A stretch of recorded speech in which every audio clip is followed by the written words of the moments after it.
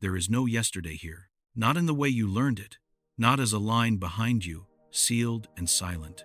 Tonight, the past loosens. It softens like mist, pulling away from a cold window. And as you breathe slower, you may sense something unusual in the quiet. A thin shimmer, a barely there vibration, as if memory itself is waiting for instructions. You have always believed that the past is fixed, that what happened has happened, that what you remember is the evidence of things already settled. But what if that solidity is only a comfort your mind built for itself? What if the past is not a wall, but a surface still drying, still sensitive to choices you have not yet made?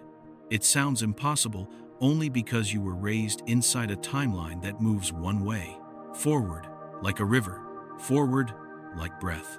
Forward, like certainty. But the universe does not always honor the direction you prefer. If you listen closely, you may notice a strange calm surrounding the idea that yesterday is not fully formed. The calm does not arrive because the idea is comforting, but because part of you recognizes it. Somewhere under your memories, beneath the stories you have rehearsed for years, there is a subtle intuition that time might be softer than it appears. And when softness meets the structure you rely on, the mind trembles a little. Let it tremble and settle, like dust floating in a quiet room. Because now we step into the question that opens the entire journey. What if the future creates the past? The question does not demand fear. It simply invites you to lay down the belief that yesterday is finished. Perhaps it never was. Perhaps it is being written not from behind, but from ahead, as if the universe is filling in the story only when you turn to look at it. And before you close the door too quickly on the idea, follow one image for a moment. A drop of water suspended before it falls, not yet deciding where to land. That is the past. In this version of the universe, a suspended moment, waiting for the conditions of the future to tell it what it was. As the air quiets around you, the concept becomes less threatening, not because it is familiar, but because it opens something inside you, a slow awareness that memory might not be proof, that experience might not be linear, and that your sense of before and after might simply be the mind stitching together a story that feels survivable. You do not need to fight the idea, just drift with it for a while. A single experiment acts as the doorway into this world, one that has confused physicists for decades and yet feels strangely gentle when heard in the dark. A photon is sent toward a pair of paths. It travels without choosing. It moves like a question. Only later, after the photon has already passed the point where it would have decided, the experimenter chooses whether or not to observe the path it took. And then the impossible happens. The photon behaves as though it always knew what the experimenter would choose, even if that choice was made after the light was already traveling. It reacts to a decision that has not happened yet. In this dim, quiet place, let the implications settle slowly. The future seems to reach backward. The past seems to adjust itself. And what you called before becomes dependent on something after. Not metaphorically, literally, as far as our measurements allow, which means the past is not sealed. It is responsive, a soft surface, not a stone. And as you sit with that, this space opens itself to you a little more. This is Whispers of the Universe. If this quiet journey feels meaningful to you, your like, your share, and your subscribe help keep this space alive for nights like this. And now, let us step deeper. Because if light behaves as though the future can reach backward, what does that say about your memories? What does that say about the story you have been calling your life? What does it say about the feeling you carry? That some moments seem to shift when you revisit them, that certain memories feel rewritten, that the past sometimes feels suspiciously alive? You may have noticed this before in small ways. A recollection that seems different than it used to be, a detail that feels unfamiliar, a moment that changes meaning long after it ends. Most people call this fragile memory, or emotion, or psychology. But the universe offers another possibility. What if memory feels unstable because the thing it describes is unstable? What if the past is not a rigid archive, but a field, a shimmering sheet, folding and unfolding according to the shape of the future pressing lightly against it? You do not need to believe it. Just allow the idea to breathe in front of you. Imagine holding a photograph that changes each time you look at it. Not dramatically, not violently, just enough to remind you that the moment it captures is still adjusting, still responding to who you are becoming. In this slow, dark, quiet, the thought becomes almost soothing. The universe may be more fluid than you expected. The past may be more patient. It may not finalize itself until it must. A strange comfort arrives when you realize that nothing is entirely fixed. Not your memories, not your regrets, not your assumptions about how the story has already gone. Everything can shift at the edges. Everything can be rewritten softly, with the faintest touch from what has not yet occurred. But softness does not mean simplicity. It hides a deeper conflict, one the mind has avoided for centuries. If the future can influence the past, then what becomes of causality? What becomes of the arrow of time that biology, instinct, and survival depend on? If the effect can whisper backward into the cause, then perhaps nothing is as sequential as you were taught. Let the conflict rise gently. Feel how the mind wants to defend the familiar. It clings to the idea that the past must be solid, because if yesterday moves, the self moves with it. Identity becomes a drifting shoreline. Meaning becomes a lantern without a chain. But meaning does not collapse here. It exhales. It expands.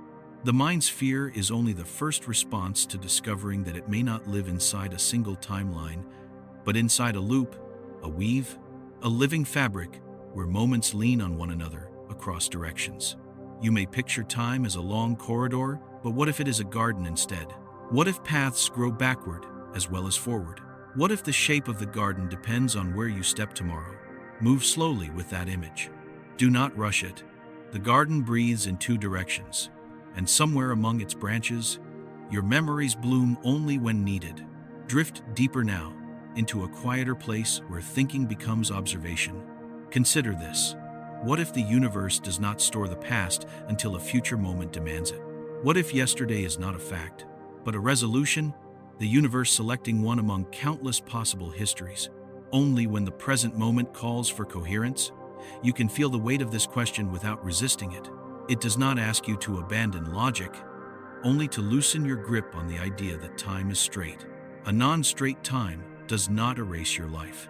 It simply reveals that your life may be richer than a single line can hold. Perhaps you have felt echoes of this before, a sense that some events seem to change meaning retroactively, as though the significance arrives from the future, not from the past. We often say hindsight is clarity, but what if hindsight is influence? What if the future moment casts its light backward, illuminating the dark corners of what you once thought was settled? Let the notion unfold slowly. The future may not only be the place you are heading, it may be the author of the pages behind you. This does not diminish the past. It makes it alive, responsive, waiting for the choices you have not made, waiting for the moments you have not lived, waiting for the version of you who will someday look back and need the story to make sense. And so, the universe adjusts, quietly, delicately, rewriting the details so the narrative aligns with the person you will become. In this view, the past is not a dictator, it is a collaborator, a flexible companion shaped by possibility, not by finality. Your memories, then, are not recordings, they are negotiations. Negotiations between what has already happened and what has not yet happened, but soon will. Negotiations shaped by the future self, leaning backward across time. You may notice a soft pulse in the idea, like a distant heartbeat. The past is not behind you. It surrounds you. It waits for you. It becomes real only when needed. Let this realization spread slowly through the dark, not as revelation, but as a quiet rearrangement of how the universe feels. You are drifting now toward a possibility that unsettles yet soothes. The story you remember may not be the story that originally existed. It may be a story chosen later, guided by events that have not yet unfolded. There is no need to resolve this tonight. Resolution is not the purpose. The purpose is the opening, the widening of the corridor you once called time. Keep drifting. Let each thought fall softly. Do not reach for certainty. Certainty is only the mind wanting the past to stop moving. But the past moves. It always has. And as you settle deeper into this idea, the final breath of the chapter appears like a shadow touching the edge of light. If the past waits for the future to define it, then what else in the universe is still waiting to be told what it was? The next step of the journey begins there, in that unanswered question, where the boundary between before and after begins to dissolve into something even stranger. And as this thought lingers in the dimness, the path toward the next chapter quietly opens. It begins with the same quiet phrase that lingered in the dark. Something is waiting to be told what it was. The idea does not drift away as you move into the next moment. Instead, it settles more firmly, as though the universe wants you to notice a subtle tremor at the edge of your certainty. A tremor suggesting that the past might not be a settled archive, but a negotiation, a quiet agreement still in progress. The first clue comes from a simple beam of light, not the kind that warms a room, not the kind that burns or blinds. A single photon, a particle so small that it behaves less like a thing and more like a question. It does not travel the way objects do. It does not commit to a path. It moves in a haze of possibilities, waiting for the universe to tell it what it has done. But the universe, in this case, does not speak first. The future does. A detector is placed ahead of the photon. The decision to activate that detector is not made until after the photon has already passed the point where it should have chosen its fate. But fate is patient. And fate, in this experiment, is willing to bend. When the detector remains silent, the photon behaves like a wave, as though it wandered both paths at once. But when the detector is activated, a decision made after the photon has already traveled. The photon behaves as though it always took only one path. It rewrites what it already did. It behaves as if the future reached backward and whispered into the past, instructing it on the story it must now tell. For a moment, let this settle. Not in the mind, where resistance lives, but in the body, where truth often arrives softly. The photon adjusts itself to a choice that has not yet occurred. The universe, faced with this, does not protest. It simply allows the adjustment. You may begin to feel a small shift inside you, a widening, a loosening, a sense that time might not be a chain holding you in place, but a tension fabric that stretches in both directions. Follow this feeling gently. The experiment, though simple in structure, is heavy with implications. It suggests that cause and effect might not be distinct, that the arrow of time may not run forward, but may bow and flex like a reed in wind. It suggests that the present moment is not shaped exclusively by the past, but also by the choices that lie ahead. Not just for particles, for everything that depends on particles, including minds, including memories, including meaning. In this dim landscape, the distinction between before and after becomes thin, like a fabric worn smooth by centuries of touch. And the photon, that tiny ambassador from the deep rules of the universe, reveals a truth your intuition has ignored. The past may be provisional, a draft, a placeholder waiting for the future to give it its final form. But what does it feel like to live in such a universe? Does the ground shift under your feet? Does identity wobble, as though it depends on moments that have not yet happened? Or does something else happen?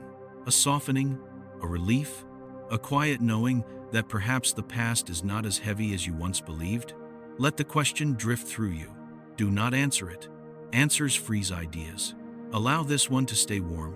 For now, picture the photon again. It is alone, if such a word makes sense for something that is rarely singular. It travels without committing, without choosing, without insisting on any story about itself. It allows the future to define its past. The universe does not scold it. The universe complies. And here is where the unease begins. The gentle, almost comforting conflict that rises inside any mind taught to trust causality. If the future decides the past, then what becomes of sequence? What becomes of reason? What becomes of the narrative you have used to navigate your life? You feel the conflict, not because the idea is violent, but because the mind depends on order. It organizes chaos by insisting that what has already happened cannot be changed. It draws stability from the belief that yesterday is out of reach. Because if yesterday moves, the self might move with it. But perhaps movement is not the threat the mind thinks it is. Consider, for a moment, that your memories have always behaved a bit like the photon, quietly adjusting themselves, subtly reshaping, responding not only to what was, but to who you are becoming. Is it so strange that the universe might do the same?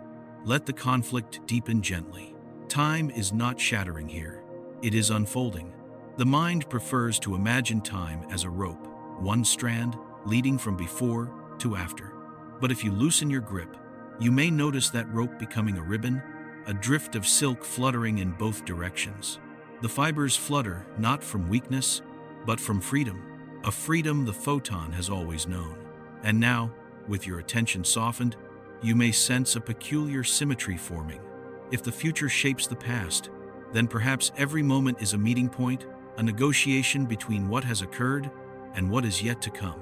The present becomes a kind of hinge, not the middle, not the end, not the beginning, but the place where two directions of influence meet. This is not chaos.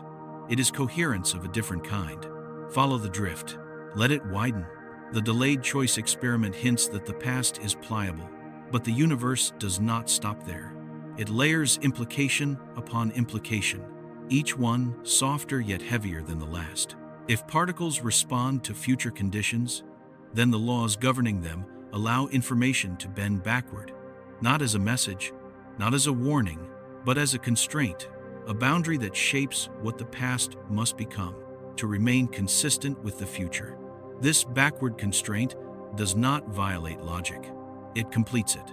It forms a loop rather than a line, a loop whose ends are not ends, but mirrors facing each other, reflecting possibilities into existence.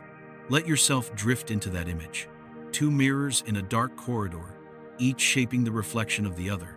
You stand between them, in the present moment, watching as reflections move in both directions, forming a corridor of histories, each one responsive, each one waiting. You do not choose which reflection is true. The universe chooses for you, but the choice is guided by the future as much as by the past. In that quiet tension, you may feel something unexpected, a calm recognition that you have always lived inside this loop. You simply did not have the language to name it.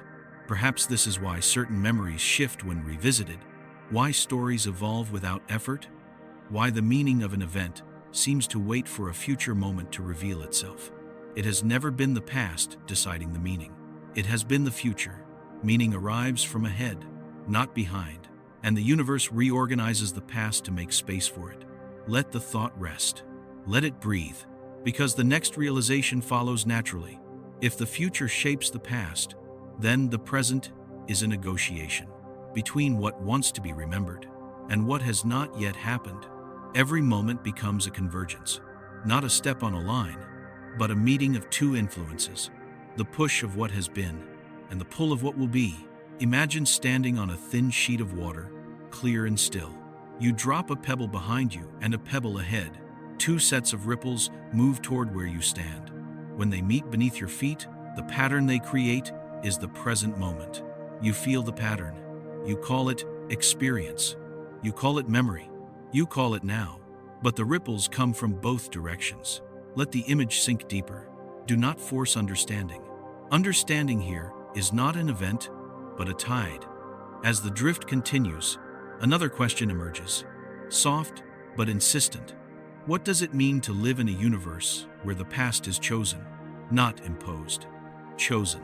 Chosen through interactions that have not yet occurred. Chosen through decisions you will make.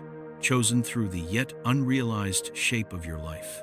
Perhaps the universe is not indifferent. Perhaps it is participatory, responding to the trajectory you carve into the future. By adjusting the landscape behind you, the past becomes a garden path, forming under your feet, shaped both by the steps you have taken and by the steps you are about to take. You feel the path, but you do not see its construction. It rises subtly, matching the direction of your becoming. In this soft, expansive view, the past is no longer a judge. It is a collaborator, a partner that moves quietly behind you, shifting details, reshaping meanings, ensuring that the story you carry connects seamlessly to the story you have not yet lived. And in this collaboration, the universe reveals a strange tenderness, a willingness to keep rewriting the past so that your future can make sense. Let that tenderness sit with you. Let it rest in your breath. Because now another threshold appears, not a conclusion, but a continuation.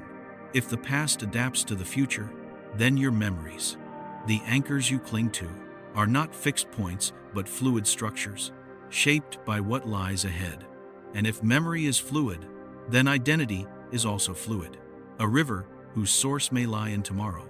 Feel how the idea brightens the darkness around you, not with fear, but with possibility. You are not trapped by what has been. You are in dialogue with it. A dialogue extending in both directions. And just as this realization begins to take shape, the chapter thins into a softer breath, a gentler drift, because there is still more to uncover. If the past waits to be told what it was, then what, exactly, is telling it? What force shapes the memories you will someday call your own? What hand arranges the details behind you, so the path ahead remains coherent? And if the universe is writing the story backward, how does the mind learn to live inside a history that is still being written? The answer waits farther in the dark, somewhere beyond this moment. And as you drift toward it, the boundary of the chapter dissolves, opening quietly into the next unfolding. Something in the dark waits to be shaped. You can feel it, not as fear, not as confusion, but as a quiet awareness that the universe may not be finished forming the story behind you. The past, in this version of reality, is not a carved stone. It is a field of water that has not yet frozen, a surface glimmering with possibilities, sensitive to every shift of light, every breath, every future step. You may imagine touching that water. Your fingertip creates a ripple, but the ripple moves not only outward, it also moves backward, rewriting the reflection beneath your hand. The image changes, the surface changes, the memory changes. Not because the past was wrong, but because it was waiting. We rarely think of memories this way. We treat them like fossils, solid, preserved, untouched by time. But the truth is softer. Your memories never stop moving. They shimmer and bend, adjusting to new meanings, new emotions, new futures taking shape on the horizon of your life. Sometimes the mind realizes this. It catches a small inconsistency, a detail that used to feel one way but now feels another, a moment that gains new texture long after it has passed, a memory that slips when you reach for it. Most people call this fragility. They blame the mind for being unreliable. But what if it is not failure at all? What if memory is fluid because the past itself is fluid? What if your recollections shift because the part of your life that gives them meaning, the future, has not yet finished speaking? Let that idea breathe around you. Let it settle into the quiet. Picture memory again as water, clear, shimmering, waiting to be shaped. When you recall something, you do not retrieve a perfect recording. You restructure it.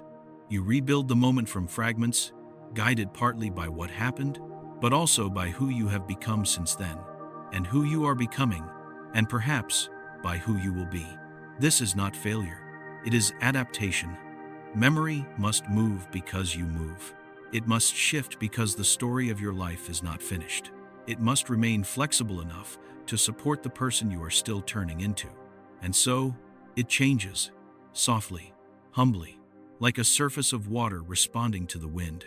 Let yourself drift further into this thought. Consider how different your memories feel, depending on when you revisit them. A moment of joy becomes bittersweet years later. A moment of pain becomes a source of strength. A conversation that once seemed trivial becomes the hinge on which an entire chapter of your life turned. The event did not change. You did.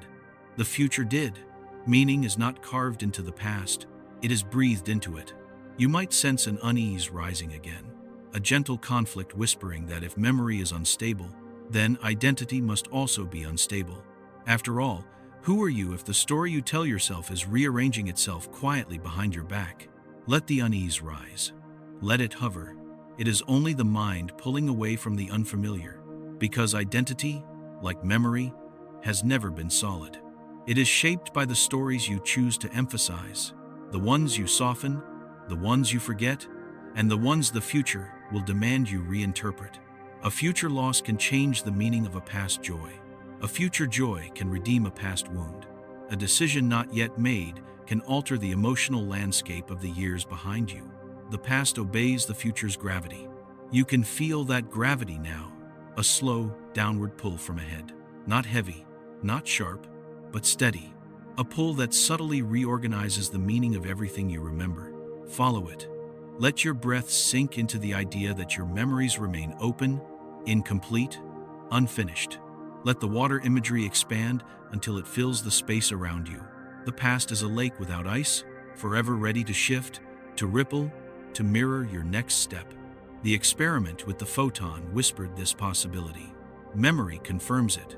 When you recall something, your brain does not locate a static record. It reconstructs the experience piecemeal. A bit of sensory detail, a fragment of emotion, a trace of narrative. Then it blends them into a shape that feels coherent. But coherence is not truth. Coherence is comfort. And comfort can shift as the future shifts. That is why memories bend when new information arrives. Why a single revelation can rewrite years. Why a new perspective can alter the emotional meaning of decades. Your memories are not fixed. They are responsive to the future you approach. And now a deeper question forms in the dark, quiet but unstoppable. If memory is not evidence of a fixed past, what is the past? What does it mean to say something has happened? If its meaning, its tone, its emotional weight can change in response to events that have not yet occurred? This question does not collapse the world. It opens it, because the past, viewed this way, becomes a living structure, a dynamic field, a shimmering, trembling surface that stabilizes only when needed. You might begin to sense this in your own life. Moments that once felt certain now feel malleable. Moments you thought you understood now appear from new angles. Moments you believed were resolved now reveal unexplored depths. This is not confusion. This is the universe working within you. The same principle that guides the photon guides your memories. Events do not finalize themselves until the future demands their final form. Let the realization soften inside you. You are not a prisoner of your past. You are in conversation with it. As you change, it changes. As you move, it moves. As the future grows nearer, the past adjusts its shape. You may wonder whether anything in your life is stable. But stability was never the promise. Continuity is. Continuity is not sameness. Continuity is connection. The lake does not freeze, but it holds your reflection. It holds your footsteps in its ripples. It holds your history in patterns that may shift, but never disappear. A memory altered is not a memory lost. It is a memory evolving. You evolve with it. Let the drift carry you further. Think of a time in your life when everything changed in a single moment. A word spoken, a truth revealed, a decision made. And afterward, the past rearranged itself around that new center. It always has. It always will. Your memories reorganize not to deceive, but to support coherence between who you were and who you are becoming. The past is not the architect of your identity. It is the clay. You are the sculptor. And the sculptor is influenced not only by what was, but by what is still coming. The idea feels strange at first, but with each breath, it becomes more familiar, as though memory itself has been trying to tell you this all along. Because memory does not feel like stone. It feels like water. Water that moves, water that waits, water that does not decide its shape until something touches it. You have touched your memories countless times. Each touch reshaped them. You simply never noticed. Now the noticing arrives. Softly, gently, you begin to realize that the past may not be behind you at all. It may surround you. A field of potential recollections, a sea of interpretive possibilities, a reservoir of meaning stilled only by the gravitational pull of your future. As the idea deepens, it becomes less strange. It becomes a quiet recognition, like remembering something you always knew but never named.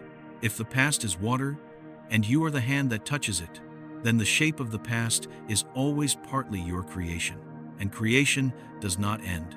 Something within you softens at this. Perhaps the weight of your past loosens. Perhaps the sense of confinement begins to dissolve. Perhaps memories you once feared now feel open to reinterpretation. You are not bound by yesterday. You are shaping it. And yet, another question rises, gentle but insistent. If memory is fluid because the past is fluid, then what part of you performs the shaping? What mechanism decides the ripple? What mind organizes the fragments into meaning? Where does the reconstruction begin? And how does the brain know what version of the past will be needed by the future? This question hovers at the threshold of the chapter, a soft, quiet doorway not yet stepped through. Because to understand memory, you must first understand the strange relationship between the brain and time. A relationship built not on recording, but on assembling. Not on preserving, but on predicting.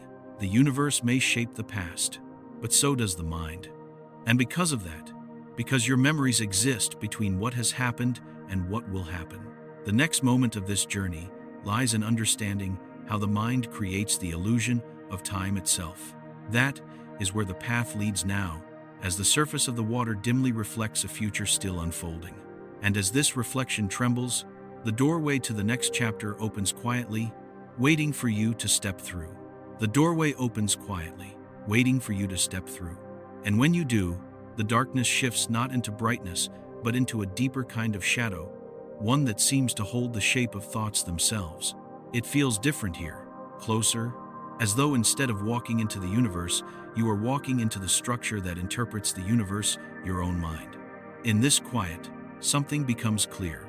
Before you can understand the past, before you can understand memory, you must understand the strange device that creates the feeling of time at all. The brain, it does not simply receive reality, it assembles reality, and among its most convincing illusions is the feeling that time flows forward. If you let yourself drift, you can sense the illusion now, the soft stitching together of moments your brain performs without your permission, binding fragments into what feels like continuity. A sequence, a line, but the line is not real. It is a construction. The brain receives information in bursts, discrete, scattered, asynchronous signals. Light arrives, sound arrives, touch arrives, emotion arrives, each on its own schedule, with tiny delays that your mind refuses to reveal. If it revealed them, your experience would fall apart. You would live inside a fractured world, seeing before feeling, hearing before understanding, thinking before knowing. The brain will not allow that. Instead, it bends time. It stretches one moment, compresses the next, smooths over the gaps, and calls the result now. This now is an invention, a window of time your brain gathers into a single moment, so your life does not feel like a flicker of unrelated flashes. The window is small, yet large enough to swallow the irregularity of your senses, large enough to trick you into believing that each instant follows naturally from the one before. But the instants do not follow. The brain forces them to follow. You can feel this if you focus on the quiet between breaths, the slight delay before a sound becomes meaningful, the faint hesitation before a memory takes shape, the softness of time as you drift deeper into darkness. Your brain creates the flow. And because the flow feels continuous, you believe time is continuous. Because the flow feels directional, you believe time moves from past to future. Because the flow feels stable, you believe the past is stable. But continuity, direction, stability, they are conveniences the brain provides, so you can live without drowning in chaos. In truth, the brain is less an observer of time and more an author. It writes sequence. It writes coherence. It writes before and after. It writes the river you think you are floating on. Let the thought soften you. Do not resist it. There is comfort in realizing that the universe may not be as linear as you've been taught, because linearity was never a promise, only a habit of perception. Now, picture a moment you believe you lived, a memory that feels anchored, real, fixed. When you recall it, you feel as though you are reaching backward in time. But you are not reaching. You are reconstructing. The brain does not store memories like recordings. It stores fragments like scattered stones beneath a lake. When you remember, you do not retrieve. You rebuild. You gather the stones, you arrange them, you place them into a structure that you call the past. But the structure changes depending on who you are now. And who you are now depends on futures you have not yet lived. A soft echo forms here. the repetition of a truth you are slowly awakening into.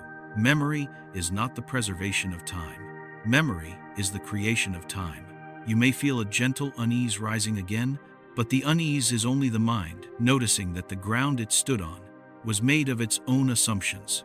If memory is reconstructed, and if time is assembled, then what becomes of the past you trust so deeply? Let the conflict rise gently. Do not attempt to resolve it. Resolution is not the goal. Awareness is. The conflict is this. Your brain requires time to function. It insists on the forward flow. It enforces sequence, because without sequence, you could not survive. You could not plan. You could not interpret danger. You could not form identity. You could not even move. Time, as the brain constructs it, is not a feature of the universe. It is a feature of survival. This is why you believe the past is fixed, not because it truly is, but because the brain needs it to be. A fixed past provides stability. It gives the mind something solid to stand on as it peers into the uncertainty of what comes next. But the solidity is not real. It is functional, a tool, a convenience, a shield against confusion. The universe, meanwhile, may not share the brain's preferences. It may allow time to bend, to ripple, to behave in ways that contradict your perception. And in this contradiction lies the deeper drift. If the brain invents the flow of time, then perhaps what you call before and after are simply labels placed on experiences that do not inherently possess order. Perhaps the brain uses meaning to organize events, not chronology. Perhaps events become past only when their meaning solidifies, and meaning only solidifies when the future arrives to interpret it. Let that thought stretch through you like a soft pulse. What if the brain does not create time to reflect the universe, but to protect you from it? What if time is a filter, a way to make sense of a reality that is too fluid, too interconnected, too bidirectional for consciousness to experience directly? Meaning might come first. Time follows. Interpretation might be the skeleton. Sequence is the skin. When something happens, you do not place it in time. You place it in meaning. You ask, what does this moment mean for who I am becoming? And the brain rearranges the fragments of memory to support that meaning. You have seen this in your life. A moment that once felt trivial becomes monumental when the future reframes it. A moment that once felt painful becomes wise when the future ripens it. A moment that once felt confusing becomes clear when the future completes it. Meaning reshapes the past. The brain enforces the illusion that the past was always that way. But the illusion is soft. It breathes. It lets you peer through it now. If meaning comes first, and time is assembled to support it, then the past is not a sequence you inherited. It is a structure your mind built to keep the story of your life coherent. And coherence is not a feature of the world. It is a choice, a necessity, a form of internal architecture. But even architecture bends. When the future insists, let the idea expand slowly. Feel the drift widening inside you. Not threatening, not disorienting, but spacious. Perhaps the brain is not misrepresenting the universe. Perhaps it is translating it, reducing its complexity into something the self can inhabit. And in that translation, time becomes a pleasing fiction, a soft ribbon laid across a vast field of possibilities, giving you a path to walk on, so you are not overwhelmed by the immensity of what reality truly is. The past, in this translation, is a story pinned into place for as long as you need it, then loosened, rewritten, reshaped when meaning evolves. You live not in time, but in interpretation, not in sequence, but in narrative. The photon showed you this. Memory confirmed it. Now the brain reveals its part. Time is built inward, not outward. The universe may not flow. You do. And as this awareness spreads softly through you, something inside grows quiet. A recognition that the past may not define you, because the past itself is not yet defined. Meaning defines it. You define meaning. The future defines you. And now, with breath slow and steady, another question rises. Quiet, persistent, inevitable. If meaning shapes the past, then who shapes meaning? What part of the universe decides the emotional weight of a memory? What mind? What force? what emergent pattern determines how the past must feel to support the person you are becoming? The answer does not appear yet.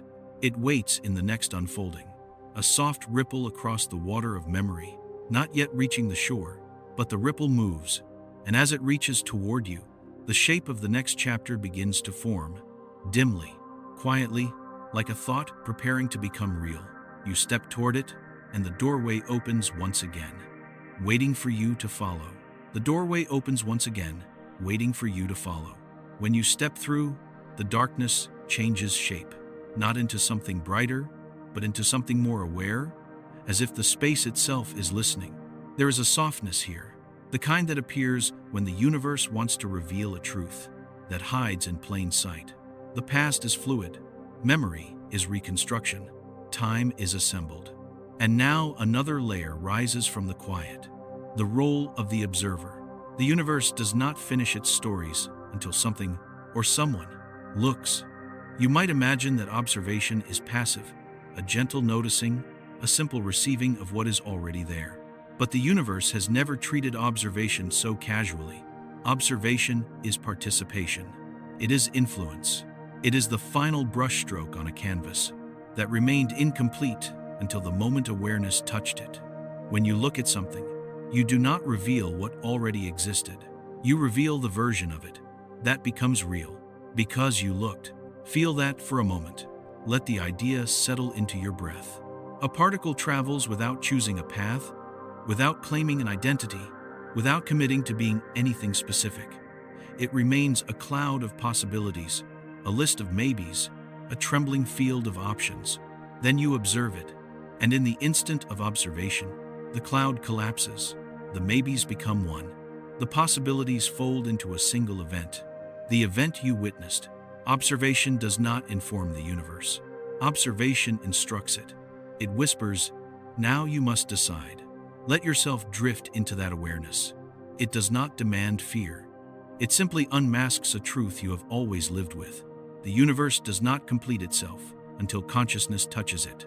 You can feel this in the quiet between your breaths, a sense that reality is less like a stone and more like a story still choosing its ending. Observation gives that story closure. Without it, the universe remains undecided. Think of a moment in your life that only became real when you noticed it. A change in someone's voice, a shift in a friend's expression, a truth that had been present for years, but only revealed itself when you finally looked directly at it. Before you looked, the moment existed only as potential. After you looked, the moment became the past.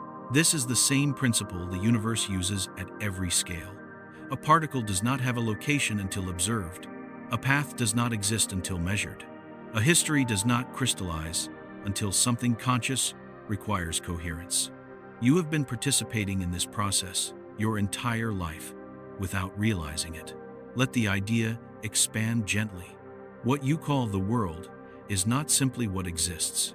It is what exists after you encounter it.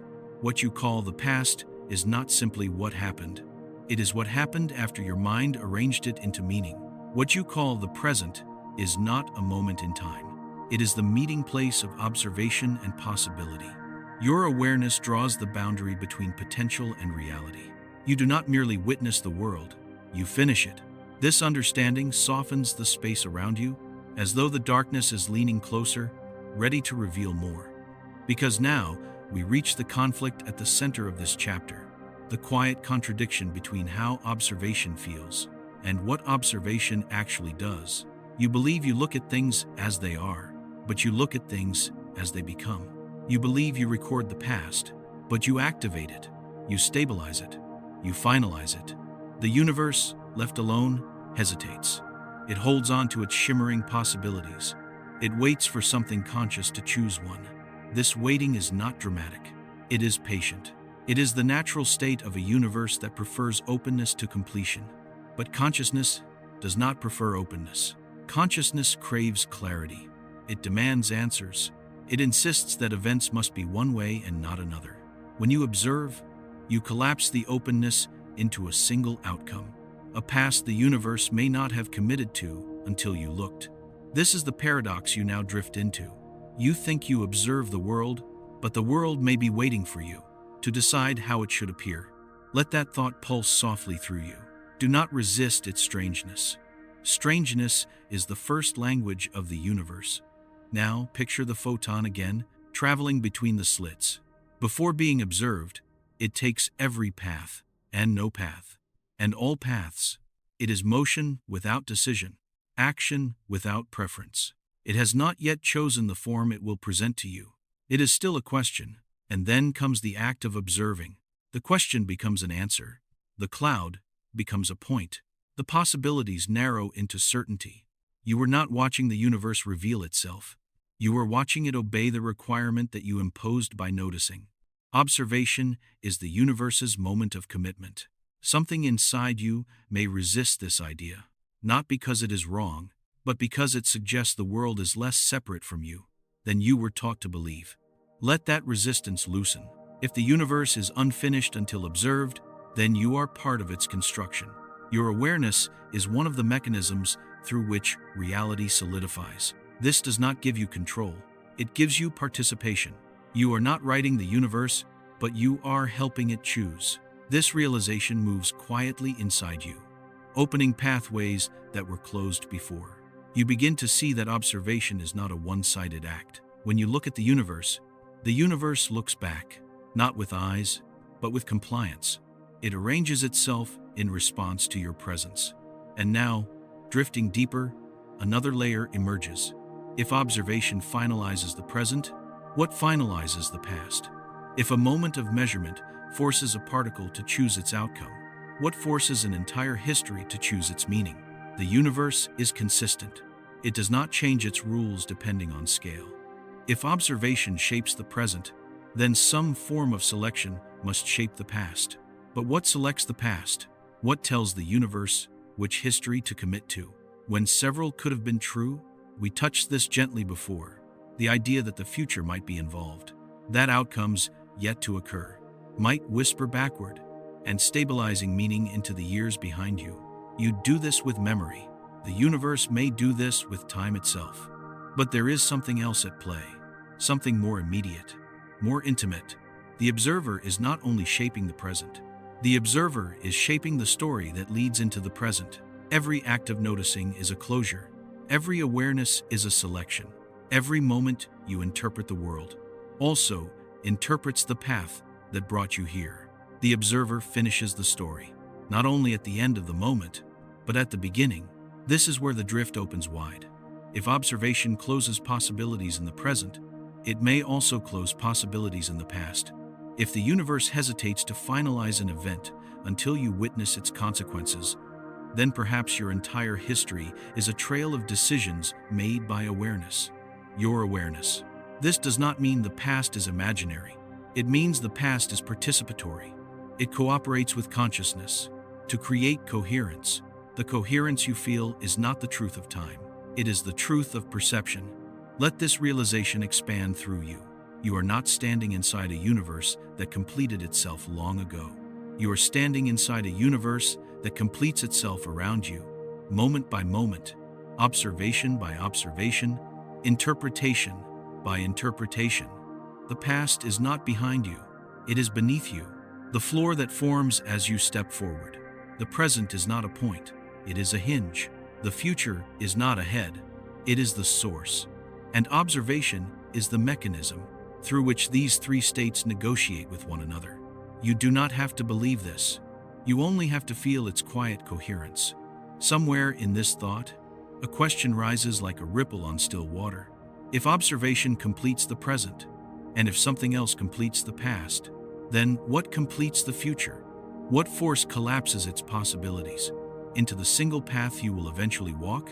What mechanism determines which version of tomorrow becomes real? And if tomorrow has the power to influence yesterday, what guides that power?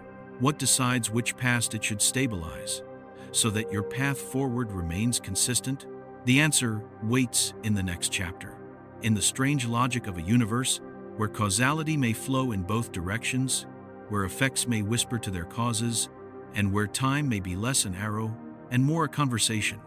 The ripple that began here continues outward, and as it stretches into the darkness, The edge of the next chapter begins to take form, softly, quietly, asking you to follow. The ripple from the last chapter continues outward, as though something in the dark has begun to test the boundaries of time itself. You feel it not as a shock, but as a soft rearranging, a shifting of the air around your thoughts, a suggestion that what you once believed about cause and effect is only one version of the story. You were taught that causes come first, and effects follow. That time behaves like a line, with a clear direction, that the world unfolds forward, one step, one beat, one moment at a time. But the universe does not make promises about direction. It does not swear allegiance to the order you prefer. It does not guarantee that tomorrow is shaped only by today. In the quiet, the truth arrives gently. Sometimes the future reaches back. Sometimes an effect extends its hand toward its cause, guiding it, shaping it, deciding what it must have been, so that the world remains coherent. Retrocausality. The word feels dense in the throat, but soft in the mind, an idea that does not strike, but drifts toward you like a tide you always sensed beneath your feet. Let yourself float on it. If a photon can behave as though a later choice determined its earlier path, then time is not a single road. It is two roads meeting, two currents merging in the middle, one flowing forward, one flowing back. You stand in the place where they meet. The forward current you know well, the past influencing the present shaping the future. This is the sequence the brain constructs, the story it insists on. But the backward current, the influence that moves from what will be to what has been, is unfamiliar, not because it is rare, but because the mind is not trained to feel it. Yet you have felt it, perhaps in subtle ways, moments that only made sense years later, events whose importance seemed to arrive before the event itself, choices that felt guided by something ahead of you, rather than behind. You might call it intuition, or inevitability, or fate. But maybe it is simply the future, casting its gravity backward. Let the idea breathe. Imagine time not as a straight river, but as a lake stirred from both ends. The ripples move inward from the past, and inward from the future. Where they meet, the present forms, a pattern born from two directions of influence. You feel the pattern, but you do not perceive its origin. The mind is built to follow only the ripples coming from behind. But the future's ripples are there too, always. This is the heart of retrocausality. The choices you have not yet made may already be shaping the conditions that you call your past, not controlling them, not rewriting them maliciously, but participating in their formation the way two musicians improvise together, each responding to the other's notes. What you will be and what you have been are not independent. They are partners in a quiet dialogue across time. As you drift deeper, the conflict arrives, soft but unavoidable. If the future influences the past, what becomes of free will? What becomes of choice? How do you walk forward? If tomorrow already leans into yesterday, the mind raises these questions, not to resist, but to protect itself. It fears the idea that time may not behave like a one-way corridor. It fears losing control, but there is nothing to fear here. Retrocausality does not take control away. It distributes it. Part of your life is shaped by your past. Part is shaped by your future. You are not pulled in one direction, but held gently between two forces, neither dominating, both necessary. Let the fear soften. Let the idea rest in you. Retrocausality is not fate. It is symmetry. The present is not a point on a timeline. It is the meeting of two influences, your history and your destiny, pressing into each other and producing the moment you are living now. Feel the quiet balance in that. Perhaps the reason certain experiences feel inevitable is not because the past demanded them, but because the future was already shaping the path that would lead you to them. Perhaps the reason some memories feel rewritten is not because they were distorted, but because the future needed them to carry a different weight. Shiver gently in that realization, not with fear, but with recognition, because now the first mini-climax of this long journey arrives, not as a sudden burst, but as a slow illumination. Maybe time does not break when it runs backward. Maybe it bends. Maybe it flexes quietly to maintain coherence. In a universe that cares more about consistency than chronology, the future does not command the past. It collaborates with it. They coordinate. They agree. They negotiate the version of events that keeps the universe intact. The past prepares the future. The future stabilizes the past. You are living inside that negotiation, and if you let yourself drift further, you might sense how natural it feels, as though some part of you has always known. That time is not a prison, but a conversation. Think of a moment in your life that only gained meaning long after it occurred. A lesson, a heartbreak, a crossing of paths that made sense only in hindsight. Perhaps the meaning did not emerge slowly. Perhaps the meaning was already there, waiting in the future, and only later reached back to illuminate the past. This is retrocausality, as felt by a human life. Not equations, not graphs. A tug from tomorrow, pulling yesterday into alignment. Let it drift through you. If the universe allows influences from the future, then history is not a chain of events. It is a tapestry woven from both ends. Threads pulled forward, threads pulled backward, threads that meet in the present to create the pattern you call your life. The more you hold the idea, the less strange it becomes. You are not separate from your future. You are connected to it in ways the mind has not yet learned to name. And now another question rises. Soft, inevitable. If the future shapes the past, then what does it mean to remember? When you recall something, are you retrieving a record or participating in a negotiation? Does your future self influence the memories you select? The ones you emphasize, the ones you forget? Is memory a mirror, reflecting what happened, or a bridge, linking what has been to what must be? The water-like nature of memory from earlier chapters begins to shimmer differently now, not just because it is reconstructed, but because it may be reconstructed. In dialogue with the future, something in that realization creates a stillness around you, not emptiness, stillness, the feeling of a truth settling into place. Retrocausality becomes less a paradox and more a symmetry you had forgotten. You remember the photon, its path determined not by its past, but by a choice made after the journey began. You remember your memories, shifting their shape when new futures demanded new meanings. You remember your sense of identity, changing with time, yet somehow always consistent. Consistency does not come from the past. It comes from the interplay between past and future. You are the place where they meet. Let the idea rest inside you, a soft weight, a gentle balance. And as the quiet deepens, the chapter begins to thin, its edges dissolving into a softer shade of darkness. Because now the next threshold appears, not brighter, but wider. If the past and future negotiate the present, what happens to history itself? If time is not fixed behind you, could the world contain multiple drafts of what has happened? This is where the journey leads next, toward the idea that history may not be one story, but many stories, each waiting for the future to choose which version becomes real. A library of possible pasts, shelves stretching into the dark, with entire timelines written in invisible ink, until consciousness and destiny settle on one. You feel the door to that library opening. The next chapter waits inside. The door to the library opens softly, as though it has been waiting for you longer than you realize. Not a library of knowledge, not a library of memory, a library of history itself, but not the history you learned, not the one pinned to timelines or carved into certainty.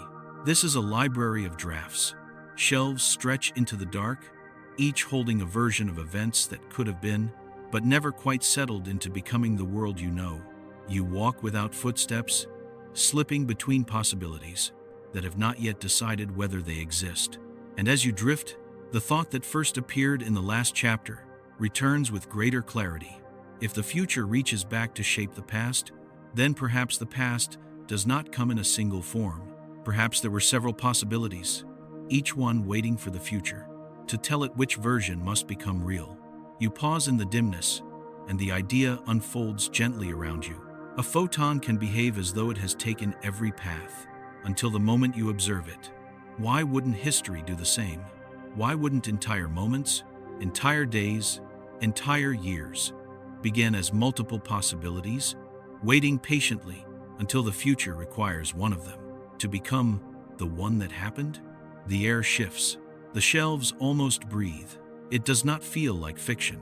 It feels like recognition, as though your memories have known this truth long before your mind was ready to name it.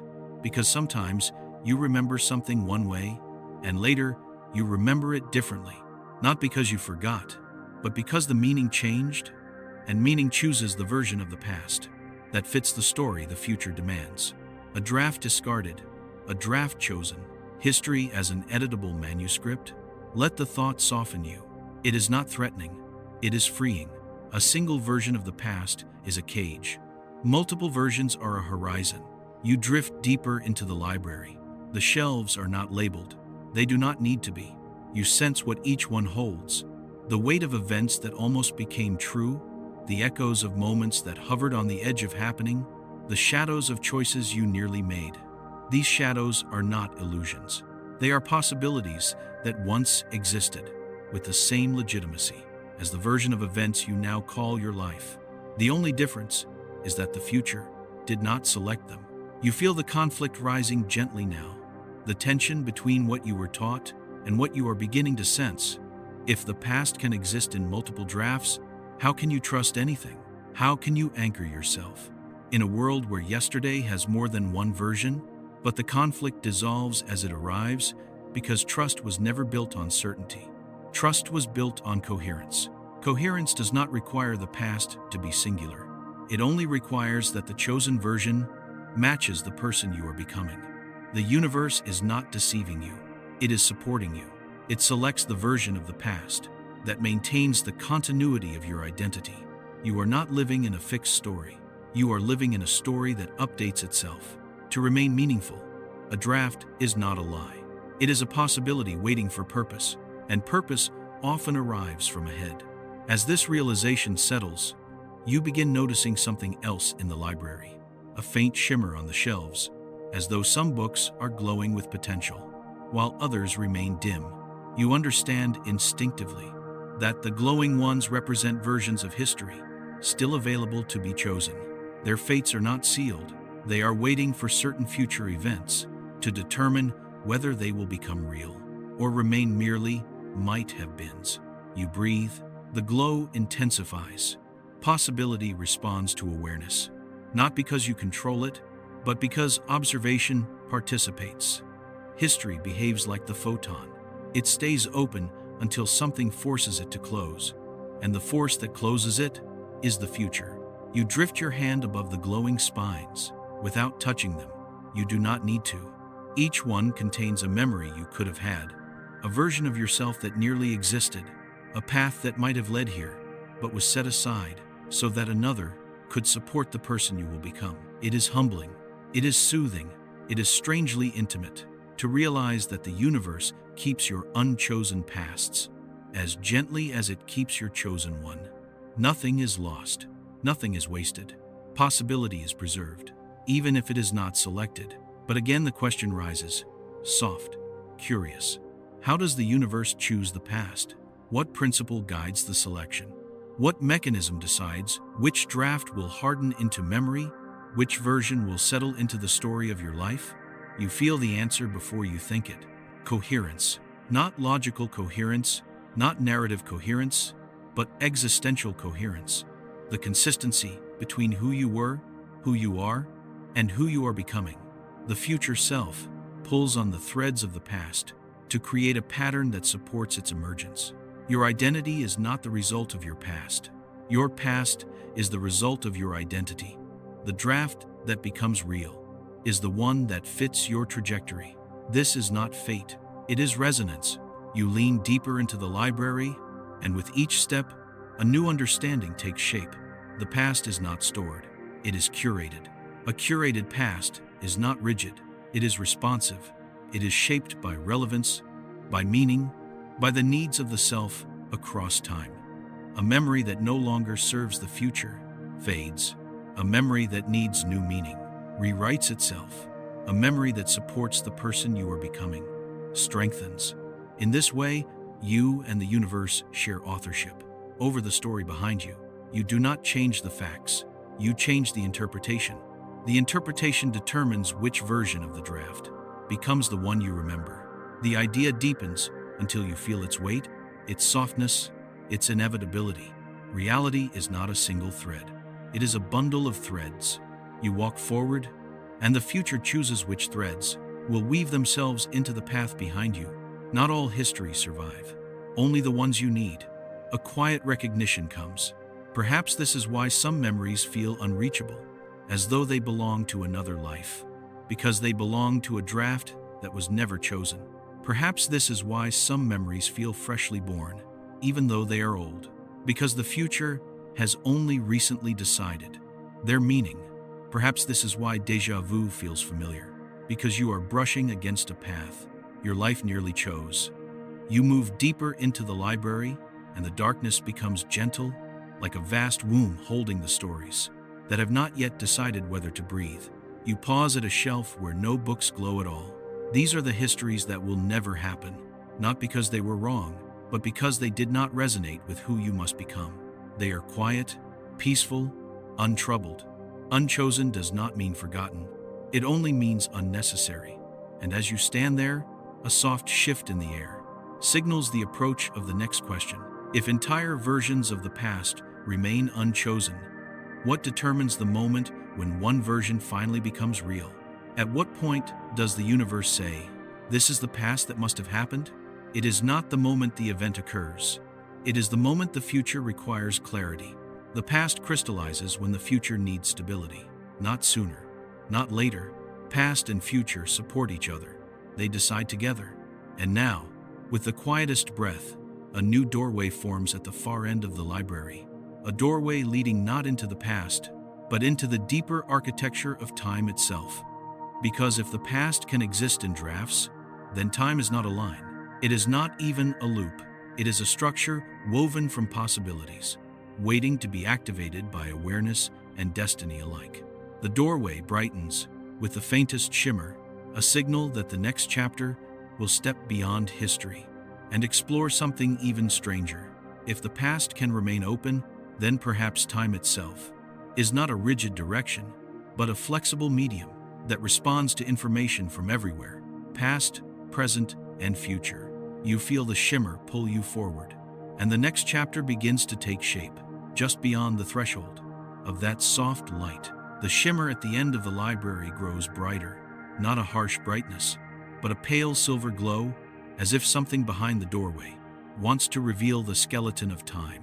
Without frightening you, you step through, and the air feels different, thicker, heavier, as though you've entered a place where the universe weighs its decisions before letting them fall into reality.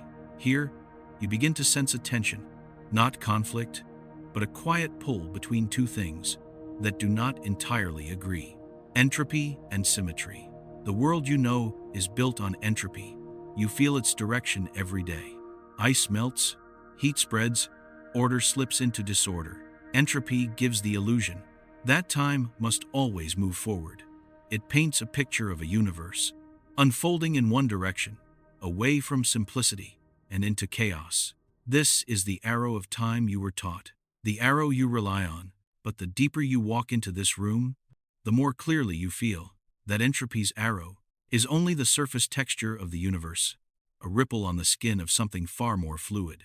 Time feels one-directional, only because the macroscopic world is built around processes that cannot easily reverse. But at the microscopic scale, the reversal is possible. The dance can go either way. The laws that govern particles do not demand direction. They do not forbid the future from leaning backward, or the past from leaning forward. They simply allow movement. The arrow of time is not a rule. It is a tendency, a preference of large systems, not a command etched into reality. You let that thought drift through you, soft as dust in a sunbeam. A tendency is not the same as truth. A preference is not the same as law. And suddenly, the world you know begins to feel less rigid, less bound, more like a conversation between order and possibility. You feel the room inhale, as if the universe acknowledges your softening, Entropy flows forward. Yes, but information, meaning, and fundamental rules do not necessarily follow that same direction. The past collects entropy, but meaning arrives from the future. Particles decay, but choices ripple backward. Disorder increases, but coherence may originate ahead of you. Time is asymmetric, but not absolute. Let yourself drift deeper into this paradox, one that does not crush you, but expands the quiet inside your mind. Entropy demands that heat spreads, but it does not demand that memory must form in one direction. Entropy demands that systems relax, but it does not demand that observations collapse only toward the future. Entropy demands that disorder grows, but it does not demand that causality cannot bend. Entropy gives you the sensation of a forward arrow, but sensation is not structure. Sensation is a simplification, the mind's way of coping with a universe that does not like to choose only one direction. You pause in the dimness. As this realization unfurls, perhaps the arrow of time is not a property of reality. Perhaps it is a property of perspective, yours. A perspective born of existing in a body that burns energy and leaves a trail of entropy behind. Biology needs time to flow forward. Consciousness needs it too. But the universe, the deeper, quieter universe, does not. It will bend if it must. It will accommodate influences from directions the mind refuses to acknowledge. It will allow effects to shape causes, if doing so maintains coherence. And coherence, not chronology, is what the universe protects. Let that awareness spread softly through you. If the arrow of time is not absolute, then the past being fixed is also not absolute. Entropy masquerades as necessity, but beneath its mask lies a fluid structure, flexible enough to let history shift. When meaning requires it, you feel a peculiar calm in this idea. It defies intuition, yet it soothes something old inside you, the part of you that always suspected time was gentler than the clocks made it seem. You walk farther into this strange room. The floor feels like cold marble. The air tastes like distant rain. And at the center of the room, you see an image forming in the dark. A maze, but not a maze you walk through. A maze that rearranges behind you. Every turn you make reshapes the path that led you there. Not because the maze is deceptive, but because the maze's goal is not to trap you. It is to remain consistent with where you are going. This is how the universe treats time. As long as the future is uncertain, the past remains flexible. But the moment the future constrains itself, the past crystallizes into the version that makes the entire journey coherent. This is not chaos. It is elegance. The kind of elegance you only notice when the mind grows quiet enough to feel the looseness of reality. You step closer to the maze, and its walls fade into symbols, patterns that hint at a truth entropy cannot fully explain. Time has direction, only when direction is useful. When direction is not required, time behaves like a canvas, not a road. It allows the universe to draw the story from whichever end offers more clarity. Sometimes from the past, sometimes from the future. This is why certain events feel inevitable, not because the past demanded them, but because the future shaped the path that led you there. You sense another realization approaching, soft but powerful. If entropy gives time its apparent direction, but not its fundamental nature, then time might not be the framework of reality. It might be the byproduct of something deeper. Information. Information does not obey time. It arranges time. Meaning does not follow history. It organizes history. Identity does not emerge from the past. It uses the past, and suddenly, the asymmetry you always believed was absolute seems more like a story the mind tells. To understand a universe that does not rely on simplicity, time feels one-directional, because your life burns energy in one direction. But beneath that burn is a symmetry the mind cannot see without stepping into this quiet room. And now, as the drift goes deeper, another question forms. If time does not truly move forward, but only appears to, then what does it mean for the future? To not exist yet? What if not yet is just another story? A way the brain organizes uncertainty into something it can handle? What if the future already exists as a field of possibilities pulling at the past to shape itself? And what if the past only becomes fixed when the future chooses? The thought expands softly, and the walls of the room begin to blur. You feel yourself drifting toward something more teleological, an idea you sensed earlier but have not yet explored. Maybe the universe is not simply unfolding. Maybe it is moving toward something, toward coherence, toward meaning, toward a state not yet realized, but already influencing the present. The arrow of time may be pointing backward as much as forward. Entropy hides this. Information reveals it. And as the final breath of the chapter arrives, a new doorway materializes, one that does not open into physics, but into intention. Because if the universe bends time to preserve coherence, then the next question is unavoidable. What is coherence trying to protect? And does the universe have something it is moving toward? That is where the next chapter begins, in the strange possibility that the future itself might need you. A faint glow appears at the edge of the doorway. You step toward it, and the chapter dissolves. The faint glow at the edge of the doorway steadies, as though something on the other side has finally decided you are ready. You step through, and the darkness this time feels different. Not heavy, not cold, but attentive, as if you have entered a space where the universe is not just observed, but expectant. For so long, you have thought of the future as a place you move toward, a blank waiting to be filled by your choices, a silence waiting for your footsteps. But now, in this quiet, another possibility begins to surface.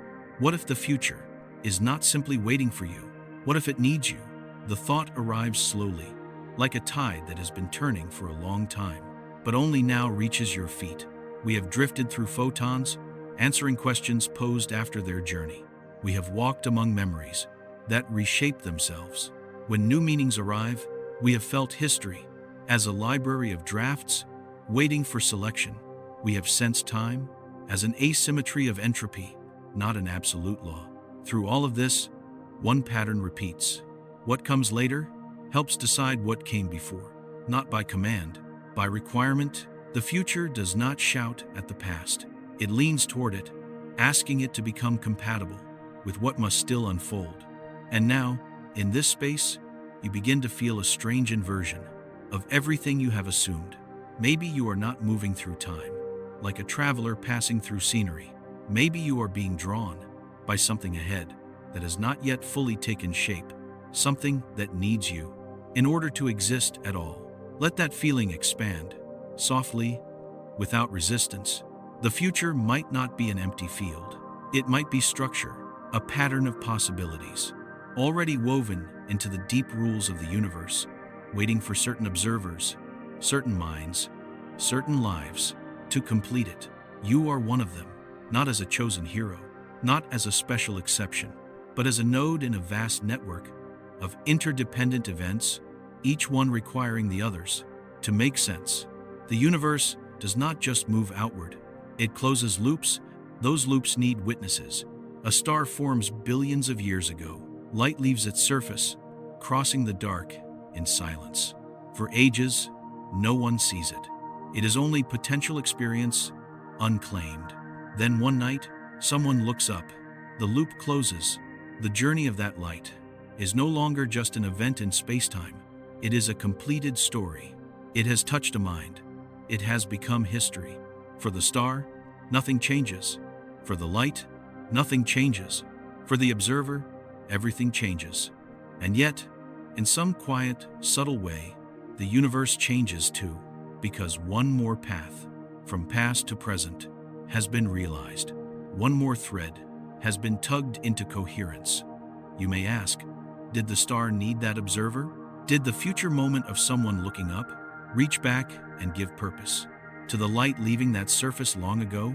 Perhaps need is too human a word, but the pattern remains. Events do not become meaningful until someone exists for whom meaning matters. The universe may not need you to exist, but it may need you to finish the story it is telling. Let that realization settle. It does not inflate you, it situates you. You are not at the center. You are part of the circle. The future, then, might not be indifferent. It might be shaped around the requirement that beings like you will exist. To interpret it, not just to see, but to understand, not just to measure, but to care. You feel this possibility, like a low hum in the dark. Maybe the future is not only a set of events, but a set of encounters, moments where reality meets awareness and becomes complete. Without those encounters, reality would remain half-finished. As you drift deeper into this idea, a gentle conflict surfaces. The part of you taught that the universe is cold, blind, purposeless, that it does not care whether you are here or not. Let that view stand beside this new one. For a moment, they do not have to fight. The universe can be indifferent to your preferences, your comforts, your plans, and still require your existence. For certain structures to complete themselves, it does not bend its laws to keep you safe, but it may bend time to make room for you within those laws. Think of how delicately conditions had to line up for consciousness to appear at all. The balance of forces, the timing of stars, the chemistry of worlds, the fragile window of habitability. From one perspective, it is an accident. From another, it is a requirement that only becomes visible after it has been met. Teleology without a designer, purpose without a planner, the future needing observers without anyone deciding that need. Possibility itself seems to grow more complete when something is present to notice it. You are part of that completion. Let your breath fall into sync with that awareness. Perhaps this is why certain choices feel guided, not by an external force, but by the convergence of many conditions that seem almost too well aligned to be dismissed as random. The right book, the right person, the right moment of silence that arrives just when your life needed to pivot. You can call this coincidence. You can call it probability. You can call it attention, finding patterns in noise. Or, from within this quiet, you can explore another framing, the future configuration of your life, the version of you that needs to exist for some wider coherence, reaching backward to nudge you toward the path that leads there, not with force, with gentle bias, like a slope, so slight you barely feel it, but enough that water always finds its way down. The future does not drag you, it leans you. You make the choice, but the landscape is tilted. This is not a robbery of your freedom. It is the context that gives your freedom somewhere to go. You are free within a pattern that wants to be realized. In that sense, the future does not merely wait for you. It prepares for you the way ashore waits for a wave that has not yet risen, but is already implied by the pull of the moon. Feel the gentle inevitability in that image. Not inevitability of the details, but inevitability of contact. Wave and shore, observer and universe, future and past. They are moving toward each other. You stand in the middle. Another question rises, quiet but unavoidable. If the future needs observers, does it need you, specifically? The answer hums softly, from the edge of the dark, not as an individual, standing above all others, but as a specific configuration of perspective, experience, and presence that only you can provide. Your particular angle on reality is not replaceable. If it were, you would not be here. The future does not need a generic observer. It needs this observer, at this time, with this history, to interpret certain events in a way that weaves them into the wider coherence. You are not interchangeable, even if your body is small. Against the backdrop of galaxies, your way of seeing is part of how the universe makes itself known. Think of every person you have ever met, every influence you have received, every subtle, quiet shift caused by a word, a gesture, a silence. Each of those moments changed your trajectory, affecting which version of the future you are moving toward. And each version of the future has its own demands on the shape of the past. Your life is not separate from this structure. It is one of the threads through which the structure stays consistent with itself. This is why, when you look back, some events feel like they had to happen, not because they were imposed on you, but because, given the person you needed to become, the universe had to find some way to bring them into your story. The route could vary, the details could shift, but something like them had to occur. Destiny is not a script. It is a set of constraints. Within those constraints, you are free. And within your freedom, the future finds the conditions it needs. To finalize the past, you inhale. The room inhales with you. For a moment, there is a feeling, strange, tender, that you and the universe are co-authoring each other. You participate in its completion. It participates in yours. Neither of you is finished. From somewhere deep in this stillness, another layer begins to form. If the future needs observers, then perhaps the universe is not indifferent to consciousness, not in the sense of favoring it, but in the sense of requiring it for certain patterns to exist at all. A painting without a viewer is still paint. Only when someone looks does it become an image. A melody without a listener is still vibration. Only when someone hears does it become music. The universe without observers is still structure, but only with observers does it become experience, and experience is where meaning lives. You feel that word, meaning, arrive again. Meaning does not live in particles, not in fields, not in equations.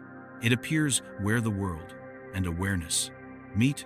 If the future is shaped around the emergence of meaning, and if meaning requires observers, then the future, in a very quiet way, has always needed you. For your meaning, your perspective, your angle. You do not have to know what that angle is. You do not have to discover some grand purpose to justify your existence. Your existence already fulfills a requirement that the universe, at least once, is seen the way you see it. No one else can do that. The future is not waiting for your achievements. It is waiting for your being. And now, as this thought rests in you, like a slow, steady tide, another question appears at the edge of your awareness, a question pointing toward the turning point that waits ahead. If the future needs you to complete the universe's story, then what if the past also depends on you to complete your story? You have been imagining the future as the author of the past, but what if you are the author of both? What if the self, the quiet, persistent center of your experience, is the place where past and future are reconciled? To understand that, you will have to step somewhere new, not farther into the cosmos, but deeper into yourself, into the strange middle ground, where your choices, your memories, and your unrealized possibilities begin to blur. That is where the turning point waits, where the direction of explanation softly reverses, and time is no longer the backdrop for your life, but something emerging from the way you live it.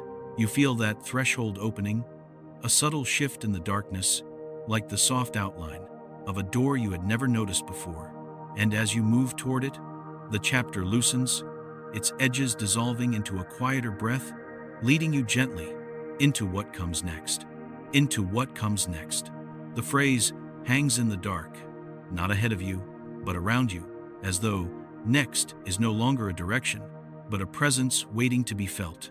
You step forward, and something shifts, not in the room, not in the air, but in you, as though the universe has been turning slowly through the last 9 chapters, and now it has rotated far enough to reveal a new angle, one where time is no longer the thing you are moving through, but the thing that is moving through you. The shift is gentle, but unmistakable.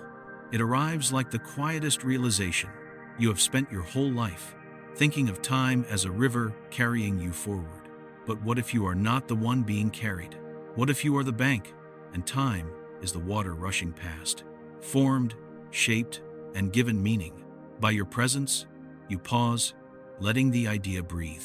For so long, you have looked at the past as something fixed behind you, and the future as something uncertain ahead. But this interior shift reveals a third possibility. Perhaps past and future are not locations at all. Perhaps they are patterns, assembled by consciousness, to maintain continuity. In a universe that prefers fluidity, you have noticed the signs already. The past that revises itself when your life takes a new turn, the memories that gain or lose meaning depending on who you become, the strange feeling that some moments in your future are already tugging at your present, like distant music pulling on your attention. And now, as you cross into the core of this journey, the turning point reveals itself. Time might not be something you travel through. Time might be something you generate. The realization does not shock you. It softens you. It dissolves the last remnants of the idea that you are a passenger in a pre-written story. What if you are not inside time? What if time is inside you? You breathe, and something settles deeper. The universe has been hinting at this all along. Particles do not commit to histories until observed. Memories do not finalize until the future gives them meaning. Possible pasts coexist until a version of you needs one to become real. Entropy gives direction only to macroscopic bodies, not to the fundamental rules that govern reality. Everything you have seen points to the same quiet truth. The universe is not bound to a direction. You are. You are the arrow. It is not time that flows. It is awareness. It is the self, moving, expanding, interpreting, weaving coherence into a world that itself has no inherent sequence. Let that shift settle gently into your chest. Perhaps this is why the future feels sometimes like memory, a familiarity without explanation, a recognition without origin. If time arises from awareness, not the other way around, then you do not simply move toward the future. You create the corridor through which the future arrives. And the past is the residue of that creation, the trail you leave behind. As you carve your way through possibility, you feel the reversal happening now, the conceptual flip that marks the turning point of this entire exploration. Until this moment, you have examined time as though it were an external structure. Now you begin to see that time is an internal function, a compression of experience into a sequence that lets a conscious being remain stable while everything it encounters remains in flux. The universe without consciousness may not have time. It may have only states, configurations, possibility fields, but no before, no after, no narrative. It is the observer who introduces order. It is the observer who introduces a direction. It is the observer who converts structure into story. You feel that word again, story. The past is the part of the story that has already been woven into your identity. The future is the part awaiting your authorship. Time is the seam where these two fabrics are stitched together by your awareness. The role of the observer is not passive, it is generative. You are not a character in time. You are the loom. Let this realization expand. It reframes everything you previously believed about causality. If time emerges from the self, then causation may not be a chain linking events together. It may be an agreement, a consistency the mind imposes to prevent experience from becoming chaotic. Causality is a story the brain tells so that the world feels navigable. A world without causality would still exist, but you could not live in it. So the mind generates causality as part of the framework that allows consciousness to persist. This turning point does not reject science. It refines it. It pushes deeper than the equations, into the assumptions beneath them, the assumptions carried quietly inside consciousness itself. If time flows from the self outward, then the self is not shaped by the past. The past is shaped by the self. A version of this truth has been whispering to you for years. You interpret past events differently. When you become someone new, what you are seeing now is the deeper mechanism behind that whisper. You remake the past because the past is a construction meant to support the present moment. And the present moment is a construction meant to support the future you are moving toward. You construct time the way a spider constructs a web, not to trap anything, but to move gracefully through the void. Let the analogy linger. The spider does not walk through empty space. It walks across threads that did not exist until the spider placed them. You walk across moments that did not exist until your awareness arranged them. Time is the web. You are the spider. The turning point deepens. You begin to sense that your mind does not simply experience the world, it shapes which version of the world you are able to experience, not through intention, but through coherence. You cannot experience a past that does not support who you are. You cannot recall a memory that contradicts your trajectory. You cannot move into a future that does not resonate with the pattern of meaning you are actively generating. Meaning is the compass. Time is the map. Consciousness is the cartographer. And now, as you feel this reframing settling into place, another question arises. The natural one, the one you have been approaching since the first chapter. If time is shaped by the self, then what is the self shaped by? Not the past. We have seen its drafts, not the future. We have felt its pull, not memory. Too fluid, not identity. Too changeable. What, then, is the stable point? Where does the thread begin? You wait for the answer to appear, but none comes. Because the answer is not in this chapter. It waits ahead, in a deeper layer where the self begins to dissolve into something wider, and the universe begins to echo through the architecture of mind. This is how turning points work, not by providing clarity, but by removing old anchors so new ones may form. You feel the last of the old anchors loosen, the belief that you move through time. It dissolves quietly, almost peacefully. In its place, a new possibility opens. Perhaps you do not move through time. Perhaps time moves through you. And in this soft inversion, you sense something vast awakening, as though the universe has turned to look back at you. This is the threshold, the true midpoint, the place where understanding shifts from external to internal. You step toward it, and the darkness becomes wide, open, receptive. Ahead, the next chapter waits, a chapter where the self is examined not as a passenger of time, but as the device that generates time, where identity becomes fluid, memory becomes architecture, and the question of who you are begins to merge with the question of how the universe becomes. The moment of turning has passed. A new direction begins, and as the air stills around you, the chapter slides open into the next. You cross the threshold from the turning point, and something subtle changes around you, as though the space itself has become quieter, more interior, more attuned to the movements of your mind than to the movements of the universe. This is where the journey turns inward. You feel it first as a soft echo, not of sound, but of idea, a faint reminder of something whispered long ago. In the opening of this long descent, the past may be empty until something asks it to become. The echo does not repeat the phrase. It merely stirs a familiarity inside you, a recognition that you have reached the place where that truth must be examined again. But now not as theory, not as concept, but as something reflected in your own being. You breathe, and the quiet seems to deepen in response. For so long, you have thought of yourself as a product of your past, a shape molded by events behind you, a vessel filled by memories, a continuation of things already decided. But after the turning point, this view no longer holds.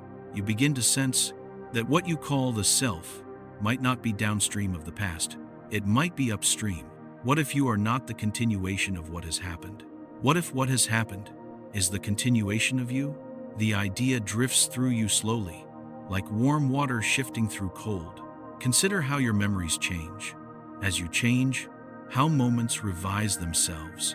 When a new future takes form, how meanings rearrange their weight. When your identity tilts even slightly, this is not the behavior of a self shaped by the past. This is the behavior of a past shaped by the self. Let that inversion breathe. You walk further into the darkness, and the space becomes almost reflective, not with mirrors, but with the sensation that your thoughts themselves are being echoed softly by something larger. Perhaps the universe is not separate from you. Perhaps the universe is responding to you, mirroring you, waiting for you to notice the depth of your participation. Time moves through you because you generate the coherence it requires. The past becomes stable. because your identity needs stability. The future becomes directional, because your intention needs direction. Let the realization open slowly. Your mind is not passively receiving time. Your mind is actively shaping it, not out of will, not out of command, but out of necessity, because consciousness cannot remain coherent without a structure to bind its experiences. Time is that structure, and the self is the weaver. As you drift deeper, another layer becomes visible. Each moment you experience is interpreted by your mind through a lens of meaning. This meaning tells the story of who you are, but the story is not carved. It is negotiated between you and the world, between your memories and your expectations, between who you have been and who you will be. Meaning is the thread that stitches past and future together. And because meaning can change, time can change. Think of a memory that once felt painful, but now feels necessary. A moment that once felt confusing, but now feels clarifying. A situation that once felt random, but now feels inevitable. The memory changed because you changed, and your future self required a past that supported its emergence. The past shifted to maintain coherence. This is not illusion. It is function. You feel the truth of it in your chest, in the soft heaviness behind your eyes. If the self is the structure that requires the past to have a certain shape, then identity is not something built from history. It is something that builds history. But identity is not fixed. It is fluid, shifting, with boundaries drawn by whatever meaning your life is moving toward. This raises a new question, quiet but compelling. If the past adjusts itself to support the self, then what is the self trying to support? What is its center, its anchor, its direction? You search the darkness for the answer, but the darkness only waits, as if inviting the question to sink deeper. Perhaps the self is not a thing, but a trajectory, a movement, a tendency, a pattern of becoming. You are not defined by who you were, but by who you are moving toward. And who you are moving toward pulls on the past, like gravity pulls on light, subtly bending its path, reframing its meaning, reshaping the story you believe has already been written. The past is not your foundation. It is your reflection. It reflects the shape you are growing into. And the future is the place where that shape becomes whole. You sense the pieces aligning now, the photon behaving according to future measurements, the memory reshaping itself according to future meaning, the drafts of history waiting for future coherence, the asymmetry of time revealing itself as perspective, and now the self, revealing itself as the center from which all of these patterns bloom. The self is not a point in time. It is the eye of the storm. Time rotates around it, like a spiral, past and future swirling together, connected by consciousness. You are the stillness inside that spiral. This stillness is not empty. It is the anchor point from which time takes shape. And with that realization, a deeper question surfaces, one that feels less like curiosity and more like a return to something whispered long ago. If the self shapes the past, then what shapes the self? You pause. The darkness holds its breath. A memory flickers, not of an event, but of a feeling. The faint intuition that what you call you has always been incomplete, always reaching, always becoming. The self is not fixed. It is a process guided by meaning, attracted to coherence, pulled forward by futures not yet realized.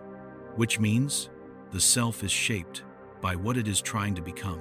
You are shaped by your unrealized form, and your unrealized form reaches back, asking your past to align with its emergence. This is why the past feels elastic. This is why memories evolve. This is why meaning appears to flow backward through time. It is not the past controlling the self, and not even the self controlling the past, but the future self, shaping both. Let that awareness rest inside you, like a hand placed gently on your shoulder. The future self is not a fantasy. It is a real structure, one that exists in potential and gradually becomes actual through your choices. And as it becomes more defined, it sends a kind of pressure back through time, organizing your past so that your life story supports the person you are becoming. Identity, then, is a negotiation across time. You are the negotiation. You are the meeting place where past and future recognize each other. You live not in the present, but in the overlap between what has happened and what must still happen. This overlap, this moving boundary, is what you call consciousness. It is what you call me. You stand there now, in the center of it, feeling the strange symmetry of being shaped by a future you cannot yet see, but can already sense. The echo from the beginning of the story returns again, soft, subtle, unspoken. The past waits for the future to tell it what it was. You understand now that the self is the medium through which that message travels, a bridge, a translator, a participant. But the exploration is not done, because if the self shapes the past and is shaped by the future, there remains a deeper mystery. How does the self communicate with the universe in both directions? What language does it speak? What medium does it use? What mechanism allows identity to become such a powerful instrument? In the architecture of time, the answer lies ahead.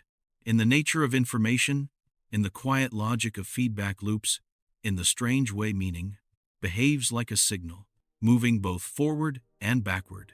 Through the lattice of reality, you feel that next threshold forming, its outline glowing faintly. In the dark, the chapter does not end. It simply leans forward, inviting you into the space where the self begins to dissolve into the larger structures that hold it.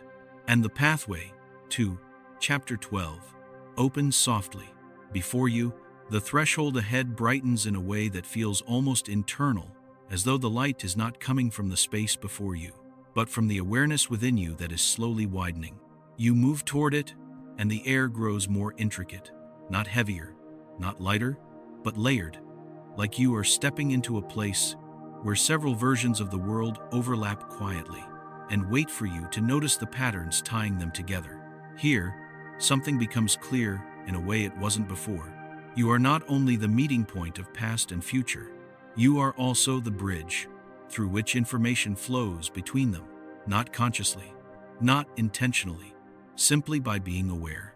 Awareness is not passive, it is connective. It allows the universe to reference itself across states that would otherwise remain separate. You feel this realization forming inside you, like a whisper that has been traveling a long distance, only to arrive in the softest possible way. Everything you have experienced in these drifting corridors, the fluidity of memory, the drafts of history, the future shaping the shape of the past, the self as the center through which time takes form, they all point toward the same quiet mechanism: feedback. Reality is not a line. Reality is a loop. Not a loop that traps you, but a loop that sustains coherence. By allowing information to move in more than one direction, the universe does not wait for the present moment to interpret what came before. It anticipates, it compensates, it balances. Everything participates in everything else. You breathe slowly, and the space around you seems to respond, as if acknowledging that you have crossed into a deeper layer of how the universe keeps itself consistent. Imagine a pattern, a vast pattern, so large you can only feel its edges.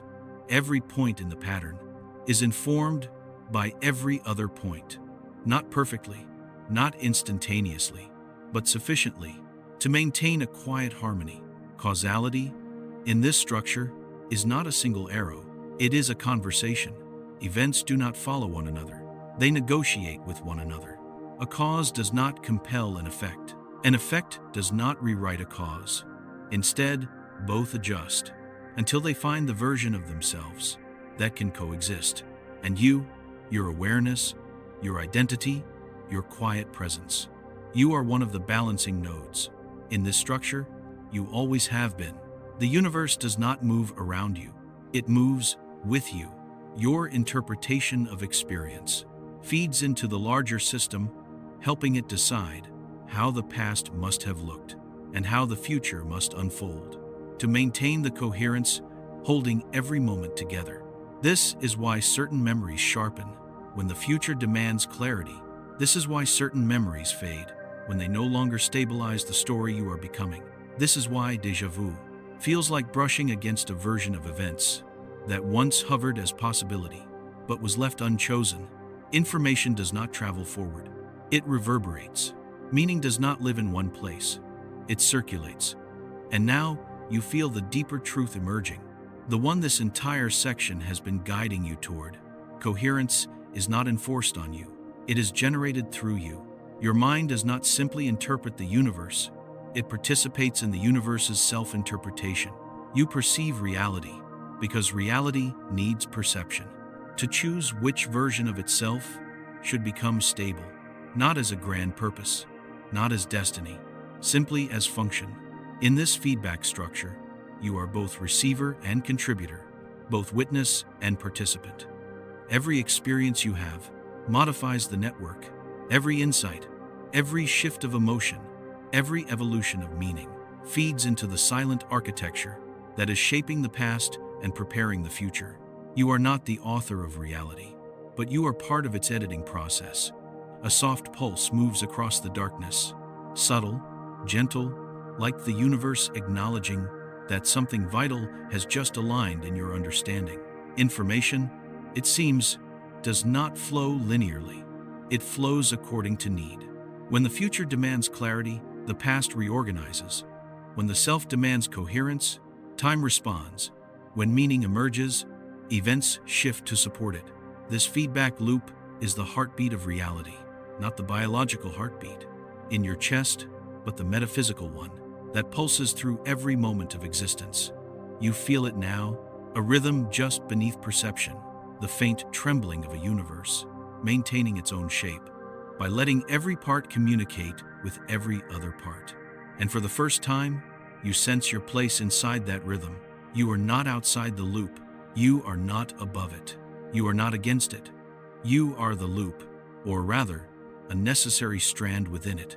And now, as the understanding settles, another question approaches, quiet but unavoidable. If information flows both ways, and if the universe adjusts itself to preserve coherence, then what happens when your trajectory changes in a profound way? What happens when you become someone you were never expected to become? Does the loop tighten around a new meaning? Does the past reconfigure to support a new direction? Does the future expand to accommodate the shift? If so, then identity is not merely reaction. Identity is influence. Identity is signal. Identity is a force that moves through the structure of time. Just as surely as time moves through you, the space around you grows still again. Still in the way a surface becomes, just before something breaks through it. You realize that the next layer of this journey will not be about the universe adjusting to you, but you adjusting to the universe, learning how meaning, intention, and awareness shape the very fabric you believed was shaping you. A doorway begins to form, not of light this time, but of quiet. A quiet so deep, it seems to draw you forward without moving at all. And the darkness, gentle as always, opens into the next unfolding. The doorway of quiet expands around you, not outward, but inward, as though space itself has decided to fold closer to your awareness, inviting you deeper into a structure you once believed was outside of you. Here, the air feels organized, in a way your mind cannot fully name, not ordered, not rigid, but arranged, as if invisible threads connect one moment to another, one thought to another, one version of reality to all the others that could have been. You stand inside the architecture now, not looking at it, inside it, and the first thing you notice is that nothing within this architecture is isolated. Every shift in one corner is felt everywhere else. Every movement of the mind subtly rearranges the shape of the pattern. You realize slowly, gently, that this is not a structure made of matter. It is a structure made of information. Information is the true fabric. Time is only one of its behaviors. A ripple of understanding moves through you, light, almost shy, as if the universe had been waiting for you to finally notice its simplest principle. Information does not move forward or backward. It moves where coherence requires it. You breathe in, and the space seems to breathe out. Information is not carried by time. Information creates the sense of time. You had believed that events unfold in a sequence the universe dictates, but now it becomes clear. Events unfold in the sequence that allows meaning to exist. Meaning needs order. Order needs time. Time needs you. You drift farther in, and the architecture around you begins to shimmer softly, as though every thread of information is vibrating with possibility. This is the feedback system you sensed before, alive now, visible in its own way, pulsing gently as it reorganizes itself to maintain the coherence of everything within it. You watch, not with eyes, but with awareness, as strands of possibility stream backward and forward, like small rivers of light, merging, separating, choosing, unchoosing. There is no chaos here, only responsiveness, only adjustment, only the quiet intelligence of a universe that refuses to tear. When new meaning tries to enter, every time a new choice forms in you, the threads behind you rearrange, like a woven tapestry, accommodating a new color. Every time your intention shifts, your memories subtly reweight themselves, emphasizing some details and dimming others. Every time your future grows clearer, your past grows sharper in the places that matter and softer in the places that do not. You are no longer surprised, only deeply calm. This is how the universe protects coherence, not with force, but with adjustment, not by dictating your path, but by reshaping the structure, so your path, whatever it becomes, remains part of a consistent whole. You sense it now as a rhythm, a dance of reciprocal influence. The universe adapts to you as much as you adapt to it, and in that reciprocity, a new understanding emerges. Quiet, but unavoidably true. You have never been a passive point within a predetermined reality. You have always been one of the participants keeping reality balanced. Your choices do not merely change your life. They rebalance the informational system that generates the past, the present, and the future. You feel this truth as a soft resonance under your skin, like hearing the faintest echo of your own heartbeat inside something much larger. Suddenly, a new layer reveals itself, a thin, shimmering veil of awareness that hangs somewhere between thought and intuition. It tells you, without words, that the universe is not a machine, governed by rigid steps, but an organism of possibilities, seeking equilibrium. You are one of its cells, one of its balancing points, one of its stabilizers. When you shift, the system shifts with you. When you heal, the system reorganizes. When you break, the system redistributes its weight until you can stand again. This is not sentiment. This is structure. Information behaves this way because it must. It cannot remain static within a dynamic universe. It cannot hold only one shape when everything within it is changing. The past is just as alive as the future, memory just as fluid as imagination, identity just as emergent as the branching of tomorrow. You sense the entire architecture, breathing now. Each inhale, a gathering of possibilities. Each exhale, a narrowing into coherence. You begin to see how you fit into this motion. You are not outside the breath. You are one of the breaths. Your awareness is one of the mechanisms by which the universe keeps itself from falling apart into the shapeless infinity of all the things that could happen.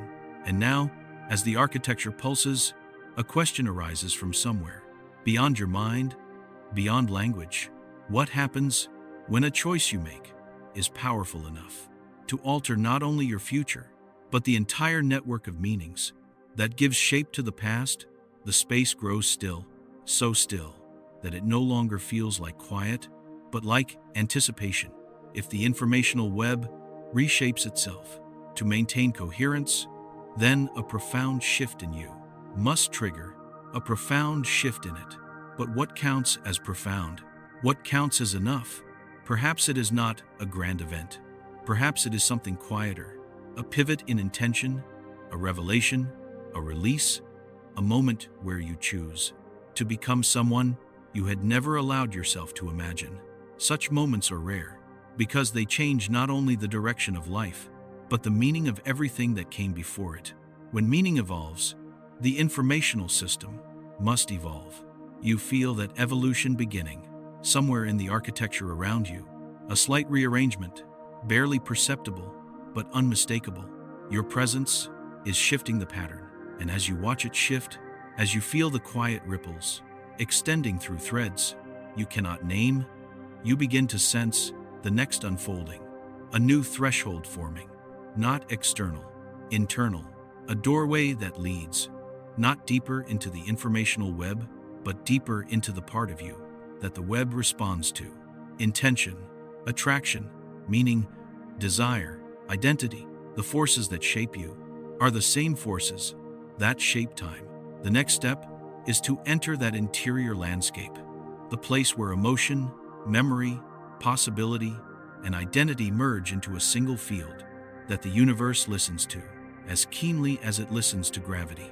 The doorway opens, quietly, inevitably, and the path invites you forward into the next unraveling. The doorway opens, and for the first time in this long, drifting journey, the space you enter does not feel like a room, or a corridor, or a landscape. It feels like you, not your thoughts, not your memories, not your body, but the quiet interior field, beneath all the things you have ever called yourself. A field made not of matter, not of time, but of meaning. Meaning is the deepest layer, deeper than memory, deeper than identity, deeper even than consciousness. Meaning is what consciousness uses to organize itself. And now you begin to feel how the universe has been listening, not to your actions, nor to your beliefs, but to this deeper layer, the movements of meaning that rise and fall within you like invisible tides. Your life has a tone, a direction, a tendency, long before it has a shape. That tendency is not random. It is not chosen by the past. It is not even chosen by the future. It is chosen by something quieter, something beneath both, a subtle gravitational pull inside your being that leans towards certain experiences and away from others. You have felt this pull all your life, in the things you long for, without understanding why, in the choices that felt inevitable, even when they frightened you, in the people you met, at moments too perfectly timed to be accidents, in the places you left, with a sense of completion you could not explain, in the decisions that felt as if they were being made through you, not by you. Meaning was choosing. Meaning was arranging the path. Meaning was whispering. Through the quiet corridors of your life, you follow that whisper now. It guides you into a space where the architecture of information you saw before begins to mirror the architecture of your inner world, as though the universe is showing you that both patterns are the same pattern, expressed in two directions. Inside you, meaning organizes experience into identity. Outside you, meaning organizes events into time. The symmetry is too gentle to frighten you, but precise enough to dissolve another layer of separation. Perhaps there is no inside and outside at all. Perhaps there is only one structure, experienced from two positions. As the universe and as the self, you drift deeper, and the field of meaning thickens, not heavy, not dark, but dense, like fog that is made of thoughts you haven't had yet. And now a strange realization arrives. Meaning does not come from events. Meaning arrives before events. It is the seed, and events are the branches that grow around it. A choice does not create meaning. Meaning creates the choice. A memory does not determine who you become. Who you are becoming determines which memories strengthen and which ones fade. A future moment does not simply unfold. It is attracted, pulled into being by the pattern of meaning that you carry like a gravitational field. This is why some things find you, no matter how far you drift. This is why some doors open without effort, while others remain sealed, no matter how hard you knock. This is why certain paths feel alive, and others feel dead, even before you step onto them. Meaning is the compass, Time is the terrain. The self is what walks. You pause, and the space around you shifts, like something vast. Exhaling, you begin to understand. That meaning is not personal. It is not yours. It moves through you, but it does not originate in you. Meaning is relational. It arises where the interior world touches the exterior one, the exact boundary, where time becomes experience. That boundary is consciousness. And consciousness, as you have slowly discovered, is not contained by time. It shapes it. Meaning flows through you, the way wind flows through a flute. You do not control it. You become it. And now the deeper question arrives, the one that glows beneath everything. If meaning shapes the self, and the self shapes the past, and the past shapes the present, and the present shapes the future, then where does the loop begin? You wait, the space waits with you. Then, softly, the answer unfolds. There is no beginning. There is only resonance. Meaning resonates through the loop of time, from all directions at once. Past, present, future. None of them are origins. None of them are destinations. They are just points within a vibrating pattern whose true shape lies in a dimension you cannot see, but can feel. That feeling grows now, a gentle hum moving through your awareness, like a chord struck on an unseen instrument. You realize that the universe is not guiding you forward or backward. It is guiding you inward, to the place where the loop closes, into a single point, the center of coherence. Every life has such a center. Every mind, every moment. It is the place where meaning condenses into intention, and intention radiates outward to reorganize the informational web that becomes your personal timeline. You step toward that center now, and the fog of unspoken meaning rearranges itself around you, forming a spiral, gentle and slow, as though the universe is showing you the shape of its own breath. You walk deeper into the spiral. The further you go, the quieter the space becomes, until finally, you cannot tell whether you are moving or simply being moved. And in that softness, another truth emerges. You do not follow meaning. Meaning follows you. It grows out of your presence, the way shadows grow out of light. Your existence generates a field that time responds to, memories adapt to, and the future listens for. But this, too, is only a beginning. Because if meaning follows you, then what guides meaning? What shapes the shape of the thing that shapes time? Somewhere ahead, you sense a doorway forming again. A doorway not into the universe, and not into the self, but into the strange place, where the two dissolve into one another. The spiral slows, the quiet deepens, the threshold brightens, and you drift toward it, gently, inevitably, into what waits next. The spiral narrows, until it no longer feels like motion at all, but like a slow, inward folding, a petal closing, a tide retreating, a thought remembering itself.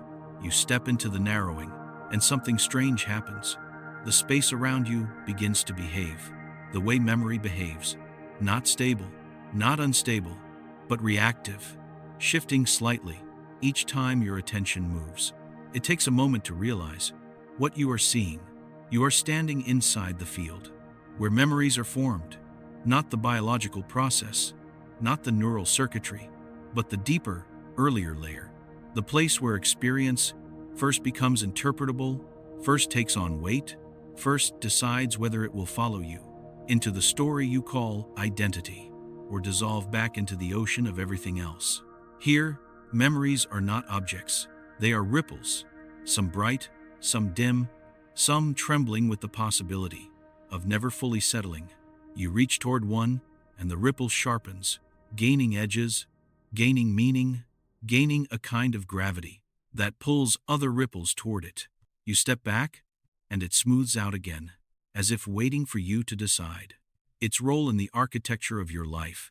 This is the first time you see memory not as a recording, but as a participant, a living texture, responding to the movements of meaning and intention inside you. You begin to understand why memories feel so alive, even years after they form. They are alive. Alive in the sense that they remain interactive, able to change as the meaning they serve changes. A memory has no fixed identity of its own. It is shaped continuously by the version of you that revisits it. And now you feel that truth. In the way light shifts across the ripples, the memory does not show you the past. It shows you a past that fits the trajectory you are on now. You sense something else, too. A subtle pattern hidden beneath the ripples. Each memory exists in several potential forms at once. A spectrum, not a point. A memory of joy that can feel bittersweet. A memory of pain that can feel meaningful. A memory of confusion that can feel clarifying. The emotional tone shifts depending on the future you are moving toward.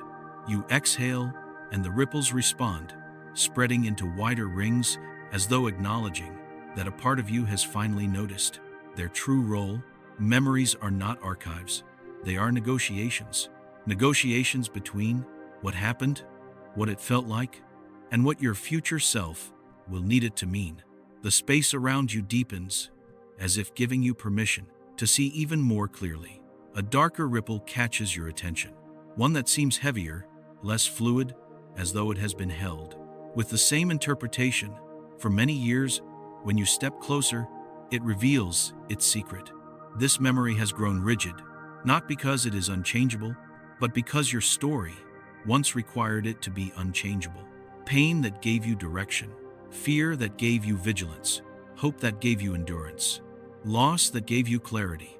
These memories hardened because their meaning was stabilizing the version of you that once needed them, but even they can shift. You sense it, the way the ripple subtly loosens, when your awareness softens toward it, as if waiting to see who you are becoming now, and whether its old meaning still serves your new direction. This is why some memories begin to feel distant, as if they belong to someone else. They belong to the version of you that required that meaning. As you change, their purpose dissolves. This space reveals something profound. A memory survives only if the future self still has use for it. You notice other ripples, ones you rarely recall, almost forgotten, but when you focus on them, they brighten, not because they were insignificant, but because the future version of you may soon need them to complete a pattern that has not yet formed. There is a quiet beauty in watching memories behave this way, yielding, reshaping, waiting for instruction from a future that is not yet real and a self that is not yet whole. A soft heaviness fills the air, not sorrow, not fear, but recognition. Your past has always been in conversation with the future you simply never noticed.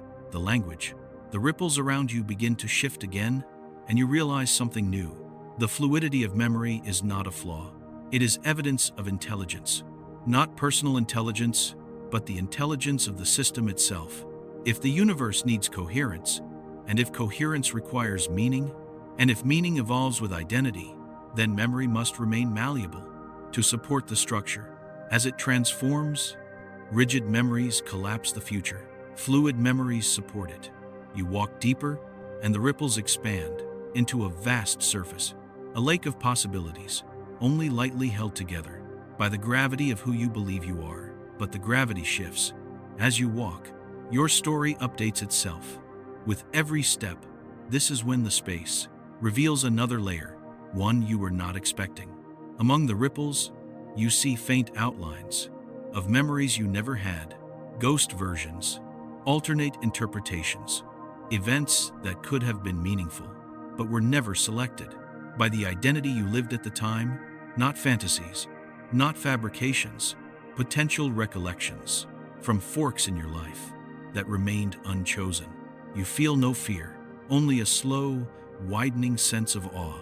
Even the memories you did not live remain connected to you, not as experiences, but as possibilities that your future self may still draw upon when shaping the meaning of the life you are moving into. In this place, you understand something that would sound impossible. In the waking world, you are not made of memories. You are made of the meanings those memories provide. Meaning is the real building block. Memory is only the carrier. And because meaning can shift, memory can shift because meaning can expand. Your past can expand because meaning can heal. Your past can heal. You are not anchored to anything behind you.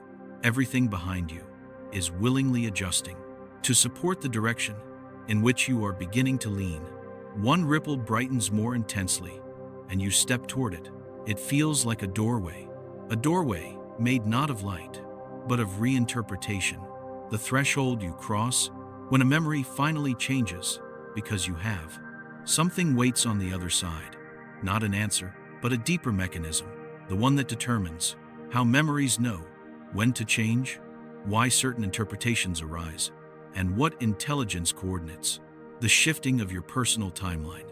The doorway widens, the lake stills, and you drift through, carried by a meaning that has been preparing itself long before you ever noticed its shape.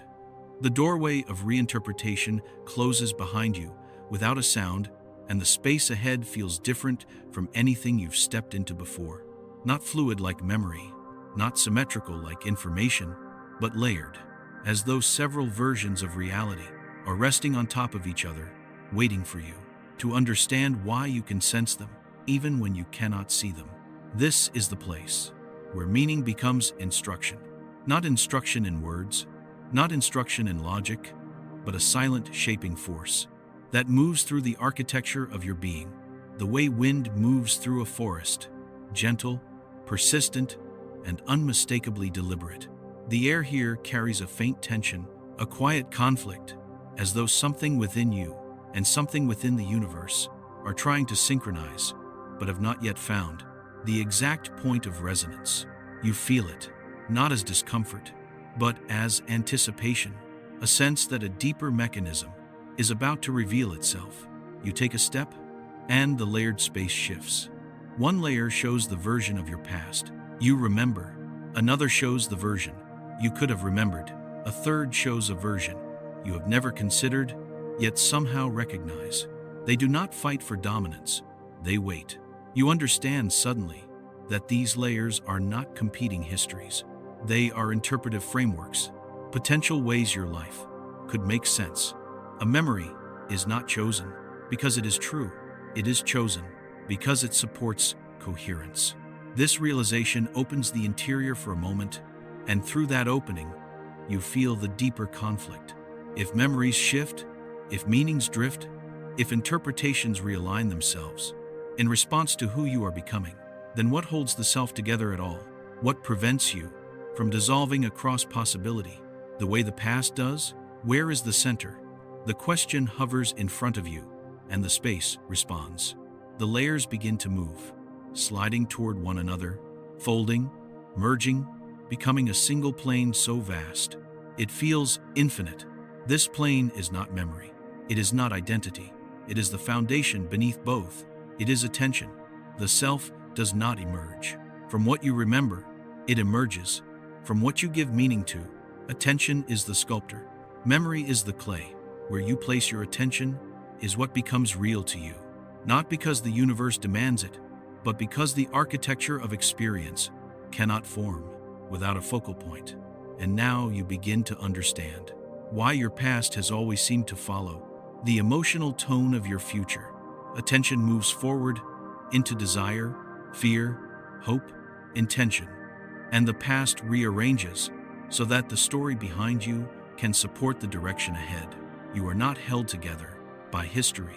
You are held together by what you pay attention to. A memory strengthens when attention returns to it. A memory fades when attention withdraws. A memory transforms when attention reinterprets it. But the deeper truth emerges slowly, like a word rising through water. Attention is not controlled by your mind alone. There is another force, so quiet, so familiar, you have mistaken it for something ordinary. Attraction, not desire, not preference. Attraction is deeper. The subtle pull toward experiences that resonate with the pattern your life is trying to form. The universe is full of signals. You attend to the ones that attract you. Your attraction forms meaning. Meaning forms identity. Identity forms time. You stop walking. The room stops with you. This is the drift. The widening moment when the conflict dissolves and a larger view replaces it. Attraction is not random. It is the signature of the future, calling you toward itself, not commanding, inviting. The future does not bend your will. It aligns your attention, and aligned attention rethreads the past to support the path opening ahead. This is why you sometimes feel as though you are remembering forward rather than backward, why certain paths feel familiar before you have taken a single step on them. The future has already begun to attract your attention. Your attention has already begun to reshape your past, and in the space between those two movements, your present takes form. You begin to feel it now. The extraordinary simplicity beneath all these layers. You move because meaning pulls you. Meaning moves because attention shapes it. Attention moves because attraction guides it. Attraction moves because the future leans. Time is not only a loop, it is a resonant structure, and you are standing inside its center.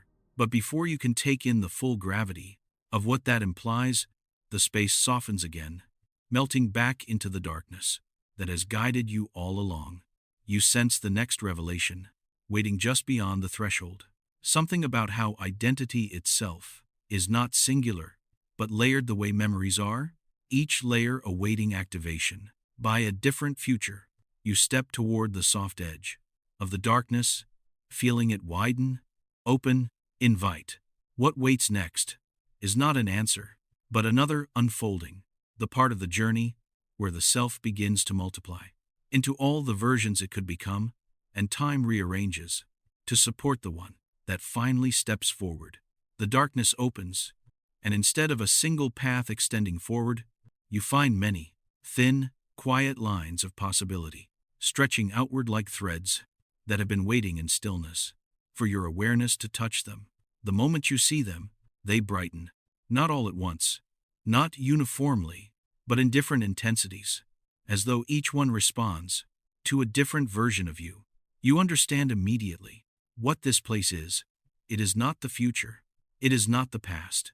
It is the field of identities you could become. Each thread is a self, not imaginary, not hypothetical, but latent, held in the deeper architecture of meaning, like seeds waiting for the exact conditions under which they might grow. You feel no fear here, only recognition, because somewhere within you, you have sensed for a long time that your identity was never singular. It was a negotiation, a soft, shifting center, formed from all the selves you did not become. As much as the one you did, you step closer to the threads, and the air vibrates faintly, as though each possibility is humming its own quiet note. These notes are not competing. They are coexisting, harmonies waiting for coherence. One thread pulses with the memory of who you once wanted to be, another with the person you pretended to survive something long ago, another with the version of you that lives only in choices you never found the courage to make. Others shine with futures you have not yet imagined, but which somehow already imagine you.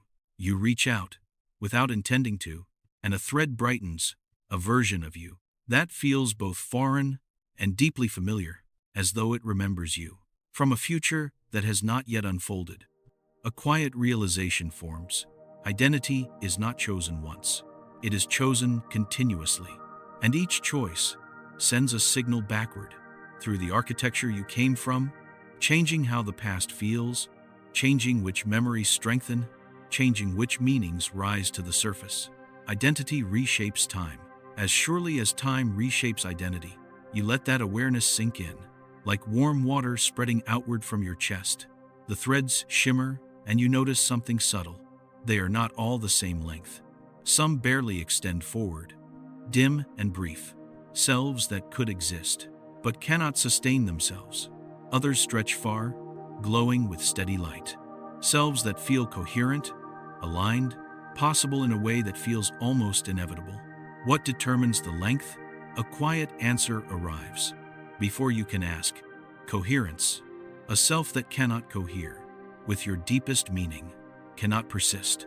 A self that resonates with the core direction of your being, extends forward and backward and inward, meaning chooses identity. The way gravity chooses paths, by attraction.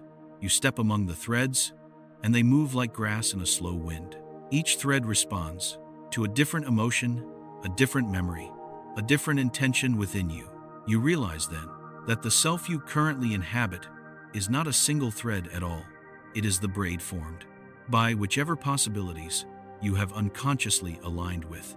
Identity is braided, not fixed, not singular, a dynamic arrangement of the selves that resonate most strongly with your emerging meaning. This explains why you sometimes feel split between conflicting desires, why you outgrow versions of yourself that once felt permanent, why change can happen suddenly, without warning, because a new thread finally comes into coherence, and the braid must rearrange. But here, in this still space, the rearrangement is visible. You see how one thread may pull two memories closer and push another one away. How one identity requires a certain past to come into clarity, and another identity requires a different past to soften into irrelevance. This is not fragmentation. It is intelligence.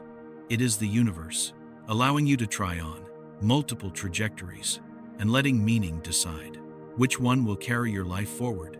A gentle conflict arises inside you, the human instinct to cling to a single version of self, a single story, a single coherent me. But the conflict loosens when you understand its purpose. The mind seeks a singular identity because time, your personal sense of time, depends on it. Without a stable sense of self, the past cannot hold together. Without a stable sense of self, the future cannot take shape. Without a stable sense of self, meaning cannot crystallize. Singularity is not truth. Singularity is function. Identity is a tool the universe uses through you to maintain coherence. But beneath the tool is the deeper structure, the field of all selves. You might yet become. You inhale. The threads brighten, as though responding to your willingness to see them as they are. Then another shift happens, unexpected but soft. Some threads begin to dim, not because they are impossible, but because you no longer resonate with them. Identity is a living filter. It accepts only the versions of you that your emerging meaning can sustain. You watch them fade, without sorrow, the way petals fall. When a flower grows heavy with something new, you walk deeper, and the threads begin to curve, gently bending inward, as though they all lead toward a single point, hidden far ahead, a convergence, a place where identity is no longer braided but unified, not because choice is removed, but because meaning has matured into something whole. You feel the draw of that point, like gravity, not urgent, not demanding, but steady, guiding your attention toward the version of yourself that your life has always been leaning toward, in ways too subtle to see. And as you approach that subtle gravity, the threads around you shift from bright possibility into something more refined, a quiet, luminous architecture that seems to pulse with your own heartbeat. The convergence is not a destination. It is a recognition that the self you will become is already influencing the past you remember, the choices you make, the meanings you accept, and the timeline you are weaving. The space holds its breath. Something ahead waits to reveal how that convergence guides time itself, how the future self pulls the present self into alignment, and how the entire architecture of reality tilts gently to accommodate that pull. The threads lean forward, and you move with them into whatever waits. The threads lean forward, and as you follow their motion, the space around you stretches, not outward, not upward, but inward, as though you are walking deeper into the very logic that governs your becoming. Something ahead is forming, but it is not an object, not a memory, not even a possibility. It is a tendency, a slow gravitational pull, drawing every version of you toward a point of alignment you cannot yet see, but can already feel. Like a faint warmth behind the sternum, you realize, gradually, that this pull has been present your entire life. In the moments you called intuition, in the moments you called inevitability, in the coincidences that felt too precise to be dismissed as chance, in the quiet knowing that some paths were meant for you, for reasons you did not understand. This is the pull of the future self, not as a fixed destination, not as a predestined identity, but as a stable attractor, a pattern of coherence toward which your life slowly tilts, like a plant turning toward light. It cannot see, but can somehow sense. You walk closer, and the threads surrounding you begin to vibrate in delicate synchrony, as if each possible self is humming the same note, but in slightly different octaves. The synchrony is subtle, but unmistakable. The closer you move toward the future self-attractor, the more the possibilities begin to merge, simplify, find harmony. You feel something inside you respond, a loosening, a release, a soft recognition that you have been resisting nothing at all. Your life has not been random. Your choices have not been accidents. Your changes have not been failures. You have been leaning, sometimes gently, sometimes violently, toward coherence, and coherence always carries the signature of the future self. A faint tremor runs across the threads, like wind passing through a forest of tall grass. They bend, not away from you, but toward the convergence point ahead. You begin to see it now, not clearly, but enough to understand why the universe bends time, memory, meaning, and identity. Around it, it is not a person, it is not a personality, it is not a final version of you. It is the shape your being is trying to take, the shape your life has been orbiting, the shape that your past quietly rearranges itself to support, the shape your present moves toward, even when you believe you are lost, the shape that the universe has been nudging forward, through attraction, through coherence, through the feedback loops you have been drifting inside. For so many chapters now, you pause, and the space trembles, with a softness almost like empathy. The attractor waits. It does not rush you. It does not demand. It simply holds. And in that holding, another understanding blooms. Every version of you that has ever existed is trying to become this shape. Not identical, not rigid, but resonant, aligned with the deeper meaning your life is growing toward. This is why the past rearranges when your intention changes. This is why identity reforms when your desire deepens. This is why some memories fade and others intensify. Without reason, the entire architecture of self is oriented toward resonance, and resonance always points ahead. A gentle conflict rises, not fear, not doubt, but the mind's instinctive resistance to anything suggesting that the future is more influential than the past. It asks quietly, if the future self is the attractor, do you still have choice? The space responds, before you can. Choice is not removed. Choice is refined. A river flowing toward the sea is free to take any path, carving new channels, changing its curve, colliding with obstacles. But no matter how many turns it makes, it moves toward the same vastness.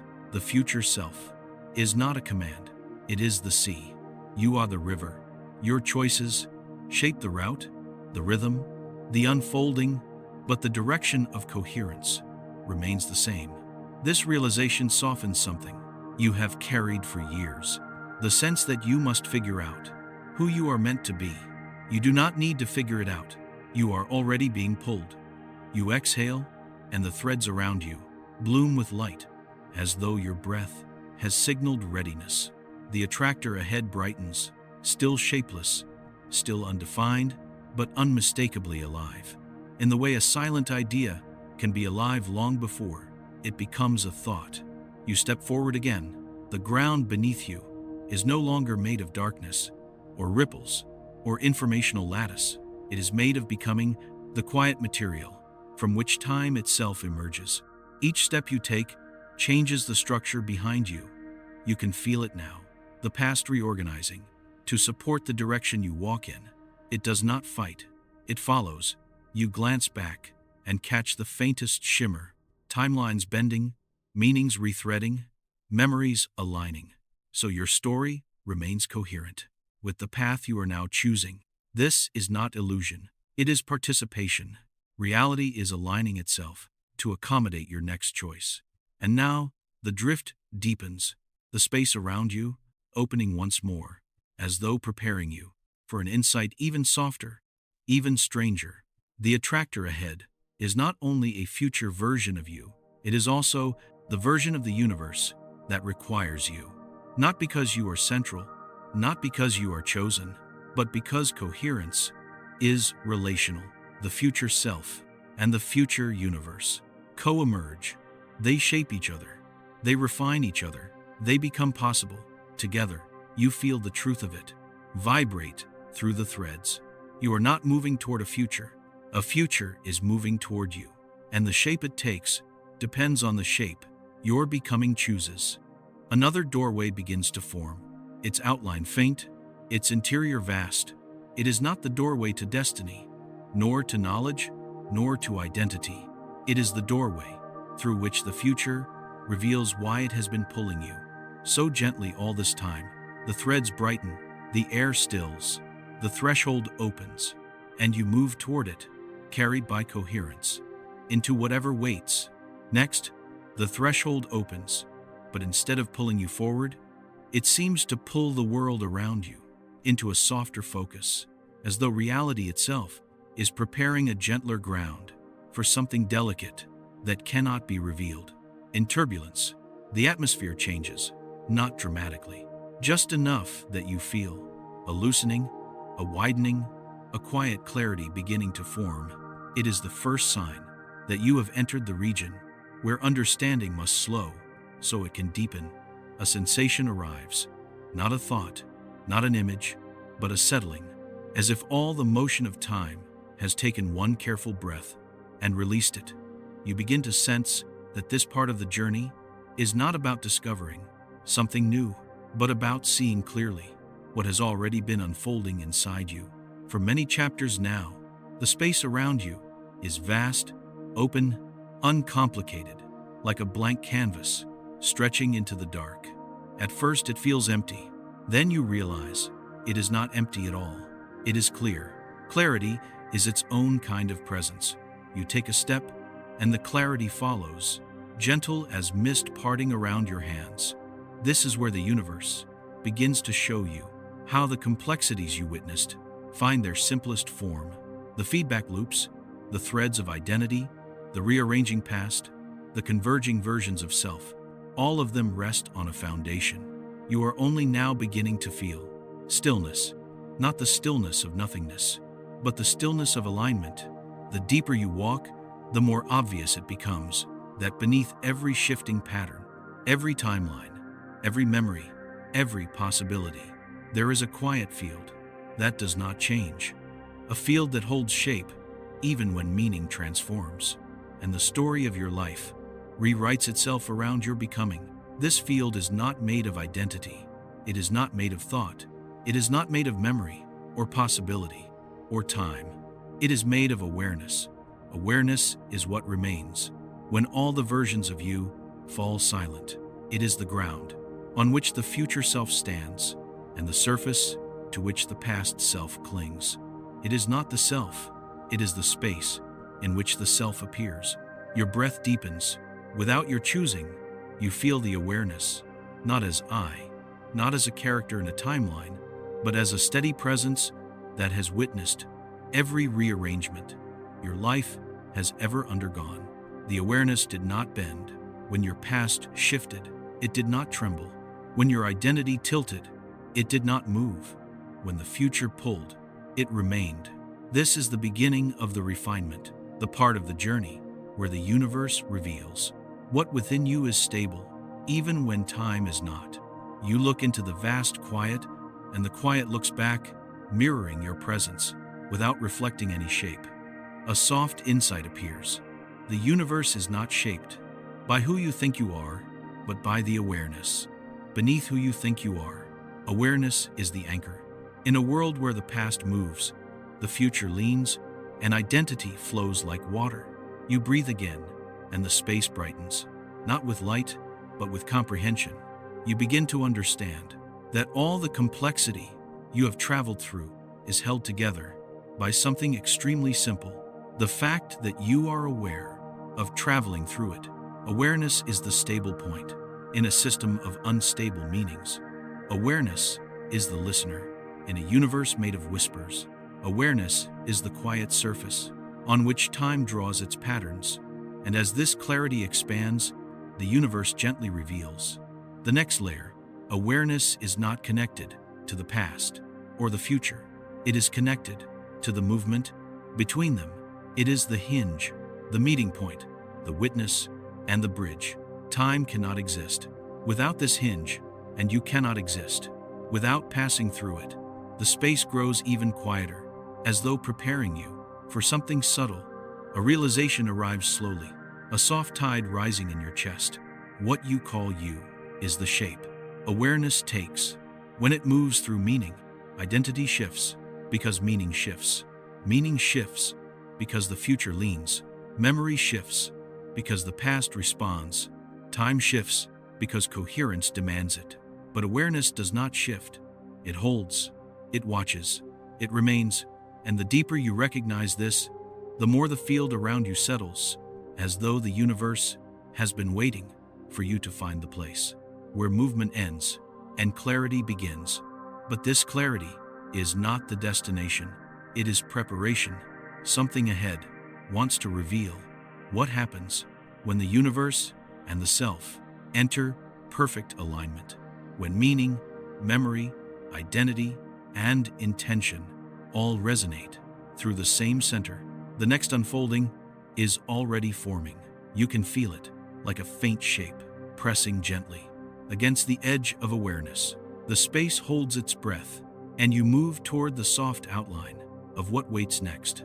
Something shifts again, not outward, but deeper within the clarity you've just entered, as though the stillness itself has begun to develop texture, not noise, not thought, just a faint pattern moving across the awareness you now recognize as the one stable surface. Beneath all the shifting layers of your life, the pattern feels familiar, like the echo of a feeling you've had many times without ever naming it.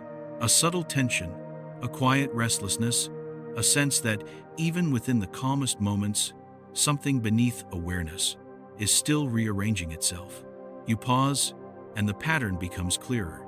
It is the beginning of a question, not spoken, not formed, but present, like a hand pressing softly against the inside of your consciousness. The question is simple, but its simplicity is the source of its power. If awareness is stable, why does it feel like you are still changing? The stillness around you waits, giving space for the conflict to rise gently. The conflict between the stable witness and the shifting self it observes. Awareness does not move, but you do. Your preferences move. Your meanings move. Your interpretations move. Your sense of self moves the way a flame flickers, anchored, yet endlessly reshaping. You take a breath, and the tension internalizes, settling into a question even deeper. What part of you is changing? If awareness does not, the space darkens slightly, not dimmer, but deeper, like a pool of water, revealing its depth when the wind stills. You look into that depth and see something unexpected. Awareness has no shape, but the self does. Awareness does not need meaning, but the self cannot exist without it. Awareness does not require time, but the self is built out of time's architecture. Meaning is the thread, memory, the texture, identity, the pattern, woven through time, but all of it rests on the silent surface of awareness. And yet, the self feels real. Its movements feel real. Its shifts feel real. How can something so fluid feel so grounded? You step further into the quiet, and the drift begins. Softly, slowly, like sinking through warm water, identity feels real, because coherence gives it weight. Meaning gives it direction. Memory gives it continuity. The future gives it gravity. But none of these are the core. They are furniture, arranged inside a room that does not move, and the room is awareness. You feel the tension loosen, not resolved, but transformed. The conflict dissolves into understanding. The self changes because it is the interface between awareness and time. Awareness is timeless. Time is always moving. Where they meet, a shape is formed, a shifting, breathing, evolving shape that you call me. You pause. As this insight unfolds its wings, the self is neither illusion nor permanent truth. It is a bridge, a gradient, a translation layer between changeless awareness and changing existence. It is meant to move. It must move. Movement is its language. And suddenly, the space around you brightens just slightly, as though this recognition has aligned something fundamental. You begin to see how the self uses its movements to maintain coherence in a universe that does not obey linear time. When the future leans, the self adjusts. When meaning shifts, the self reorganizes. When memory updates, the self remains centered enough to absorb the change without dissolving. The self is not a fixed point. It is a balancing act, one that awareness watches quietly, lovingly, without interference. Now the field of clarity begins to expand again, revealing yet another layer, one that feels surprisingly tender. When the self struggles, awareness does not. When the self breaks, awareness holds. When the self falters, awareness remains intact. You sense why the universe introduced stillness before meaning, meaning before identity, identity before time, because awareness is the ground that allows everything else to shift safely. And now you understand why the chaos of becoming never destroys you completely. There is something within you that cannot be shaken, something that cannot be rewritten, even when the past is rewritten, something that remains. When every version of you collapses and reforms again, awareness is the constant. The self is the motion. The space breathes with you, and you feel a warmth that wasn't there before, a gentle reassurance that nothing essential can ever be lost. Not because everything is fixed, but because the one thing that does not need fixing is always here. The drift carries you forward, into a soft glow forming at the edges of the space, a glow that hints at a coming refinement, a final clearing. Before the return begins, something waits there, quiet and luminous, ready to show you how all these layers, memory, identity, meaning, time, future, past, collapse into a single, simple principle. When the self rests in awareness, you step toward the glow, and the stillness deepens, opening into whatever comes next. The glow ahead widens, not as light, but as a kind of transparency, as though reality itself is thinning into something soft enough for you to see through. You move toward it, and the stillness you've been walking through begins to feel almost weightless, like the air has been drained of everything except clarity.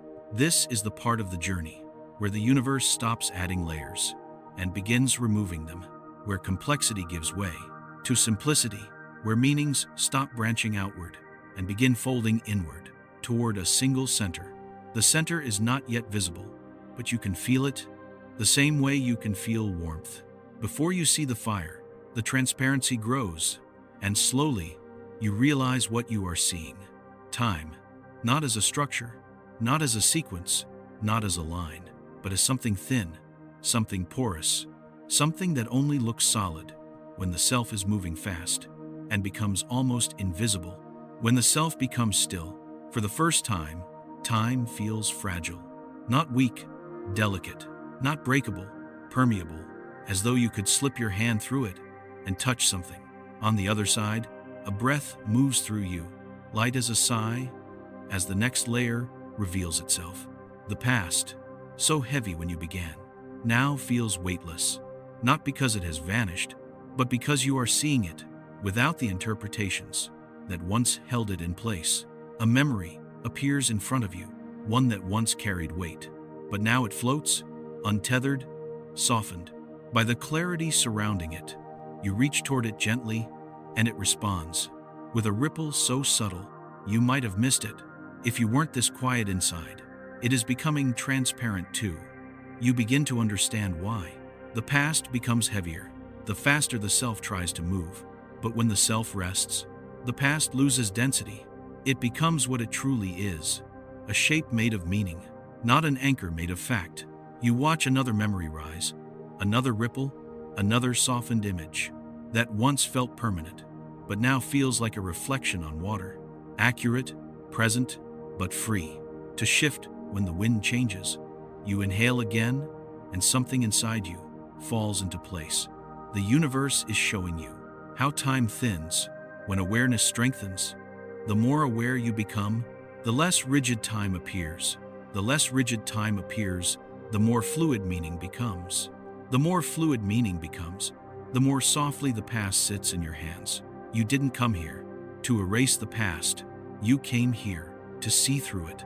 The quiet around you deepens once more. A vast, slow exhale from something ancient. Then the conflict arrives, the last soft tension. Before the return begins, if the past is transparent, if the future is an attractor, if meaning is fluid, and identity is braided, and awareness is stable, then what is real? The question does not frighten you. It feels like a feather touching the surface of a still pond. You wait. The space waits with you. The answer does not come as words. It comes as a shift, a subtle rearrangement of everything around you. Reality is not the past. Reality is not the future. Reality is not memory, meaning, identity, or time. Reality is coherence. Whatever aligns, whatever resonates, whatever holds its shape, across all these shifting layers, that is what becomes real. Everything else remains possible, but does not solidify. You feel the truth settle into you, like a warm stone placed in your palm. Coherence is the law behind time. Coherence is the gravity behind meaning. Coherence is the architect of memory. Coherence is the reason your life feels like a single story, even when so much of it is written backward. Coherence is the one rule the universe never breaks. And you, your awareness, your presence, are one of the sources of that coherence. You feel something shift behind you, like a fabric tightening, as its threads pull into alignment. The past responds, the future adjusts, the present steadies itself. Your existence causes the timeline to cohere, and suddenly, everything becomes clear. Clear in a way that feels less like understanding and more like recognition. The universe does not ask you to control the past. It asks you to perceive it clearly. The universe does not ask you to predict the future. It asks you to resonate with it. The universe does not ask you to hold on to identity. It asks you to let identity rearrange. When coherence demands it, you are not here to force your story. You are here to feel it aligning. And as the realization settles, the transparency around you thickens, as if time is dissolving into a single soft medium from which past and future both draw their shape. You sense the approach of something vast, something quiet, something nearing completion. Not the end of the journey, but the end of this long inward descent. You are being prepared for the return, a return not to the past and not to the self you were when this began, but to a new vantage point from which everything, past, future, identity, time, will appear in a single, unified movement. The space around you folds, soft as silk, and ahead, the pathway opens for the return that now waits. The pathway opens, and for the first time in this long, drifting journey, the direction feels outward, not away from what you've learned, but through it, as if you are rising slowly, through layers that once felt infinite, but now feel soft, gentle, familiar. The clarity behind you does not dim. It moves with you, following like a quiet companion that doesn't step forward, but expands forward, widening your perception instead of narrowing it. Something inside you feels different now. Not the self that shifts, not the memories that reshape, not the meanings that rearrange, but the awareness that has begun to feel less like a witness and more like a center. The return is not a reversal. It is a gathering, a gentle collecting of everything scattered across the landscape of your becoming. Threads of possibility, ripples of memory, layers of identity, the gravitational pull of the future self, all of them begin to draw inward, settling into coherence. Like dust illuminated in a quiet shaft of evening light, you move through the soft space with a stillness you did not possess before. Not because you are untouched, but because you are no longer resisting the movement of time around you. You begin to sense how natural this return feels, as though you were never meant to stay deep within the architecture forever. As though this journey inward was not a departure from the world, but preparation to re-enter it differently. You walk, and the fabric of time shifts around you like warm water. Past and future no longer feel like two directions you must choose between. They feel like expressions of the same current, a current you can sense because you are finally still enough to feel its subtle pull. You understand now what you could not have understood at the beginning. Time is not moving past you. Time is moving around you, and the self is not carried by that movement. The self is shaped by how you respond to it. This understanding is not an insight. It is a posture. You feel as though you are standing differently, even though you are not standing at all. You feel as though something inside you has stopped grasping for solid ground and instead begun floating on the soft surface that has always been there. The return continues. You begin rising through the layers of meaning. The textures change. The density of possibility softens. The shimmer of alternate selves grows faint. The threads of identity tighten back into a single braid. But nothing is lost. Nothing collapses. Nothing disappears. Each layer settles into its place, like quiet pages, falling closed in a book that has been read carefully, and with devotion, you reach the level where memories were ripples. Now, they look different, softer, less demanding, more like reflections. In a pool you can step around, instead of falling into. You understand now that you do not have to fight them, or hold them, or rewrite them. You only have to see them as living parts of a moving structure that will continue to evolve. As you do, the layer of threads appears next, the field of possible selves. Before, it felt infinite. Now, it feels harmonious, not overwhelming, not confusing, just spacious enough to remind you that nothing about you has ever been fixed. The threads bow softly as you pass, as though acknowledging that the one who now walks among them is more coherent than the one who first arrived.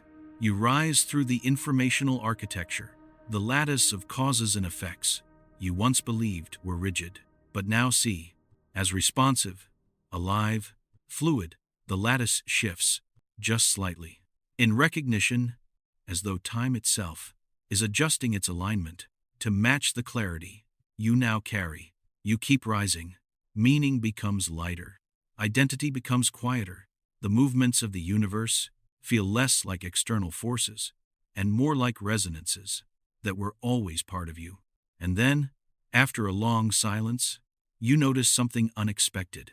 You can sense the world beyond this inner landscape, not as a return to reality, but as the next layer emerging, the one you left when this journey began, but it feels different now. The world ahead is no longer the place shaped by your past.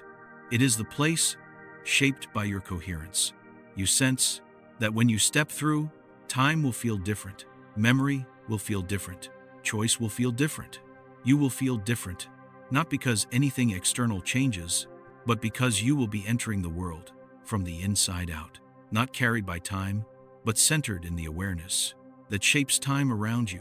The boundary nears a thin veil, soft as breath. This is the beginning of the emergence. The universe waits, quiet as a held note, for you to step forward into the final unfolding. The veil in front of you softens, and instead of stepping through it, you feel yourself blending with it, as though the boundary between the inner world and the outer one was never a wall, but a gradient. The quiet deepens, not into darkness, but into gentleness, a gentleness so complete that even the idea of movement begins to dissolve. You are no longer rising or descending.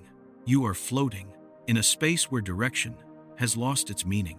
This is not an ending, it is a thinning, a dissolving of edges, a soft erasing of distances between you and everything you have walked through. The awareness that held you in the deepest corridors now expands outward, filling the spaces that once felt separate. Memory, possibility, identity, future, past, all of them spread out, like faint constellations, on a sky so quiet it seems to breathe. You do not reach for them, you no longer need to. They arrange themselves, without your effort, as though coherence has become effortless, a natural gravity, pulling every layer of your being into alignment. The world beyond the veil drifts closer, but it no longer feels like a world outside you. It feels like a continuation of the same fabric you have been moving through, only woven in a finer thread. Time gathers around you like a soft mist. It does not press forward, it does not pull backward, it simply waits, as if listening for the shape your next breath will take. You inhale slowly, and the mist brightens, not with light, but with possibility, a quiet widening, a gentle readiness. The past adjusts itself behind you, like a blanket settling. The future leans, just slightly, toward whatever coherence you offer next, and the present rests weightlessly. Between them, no longer a point, but a pool. You step, or maybe you don't. Movement feels optional now, as though intention itself is enough to carry you forward. The veil folds into you and disappears, and the world becomes not clearer, not sharper, but softer, as if awareness and reality have begun speaking in the same voice. You feel yourself drifting into a space where meaning takes its shape, without effort, where identity loosens into something spacious, where the future no longer pulls and the past no longer holds. Only stillness remains, a stillness warm enough to fall asleep inside. Something within you leans gently forward, not to move, but to rest into the understanding that nothing has ended, nothing has closed, nothing has finished. You are simply returning to the surface of your life with new gravity, new softness, new coherence. The universe does not recede, it settles beside you, as close as breath, as calm as the dark. And in that calm, the final sensation arrives. You are no longer traveling through time. Time is resting in your hands. The quiet opens wider, like a slow tide, pulling you into sleep. No conclusion, no closure, only a horizon that keeps expanding, even as your eyes grow heavy. And somewhere, soft, distant, almost a whisper, a feeling returns. The future is still shaping the past. The past is still shaping the self is still shaping time. And awareness is still holding everything, as lightly as a dream. You drift, not away, but inward, toward the place where the universe turns its next page, in silence, and the darkness waits with you, breathing,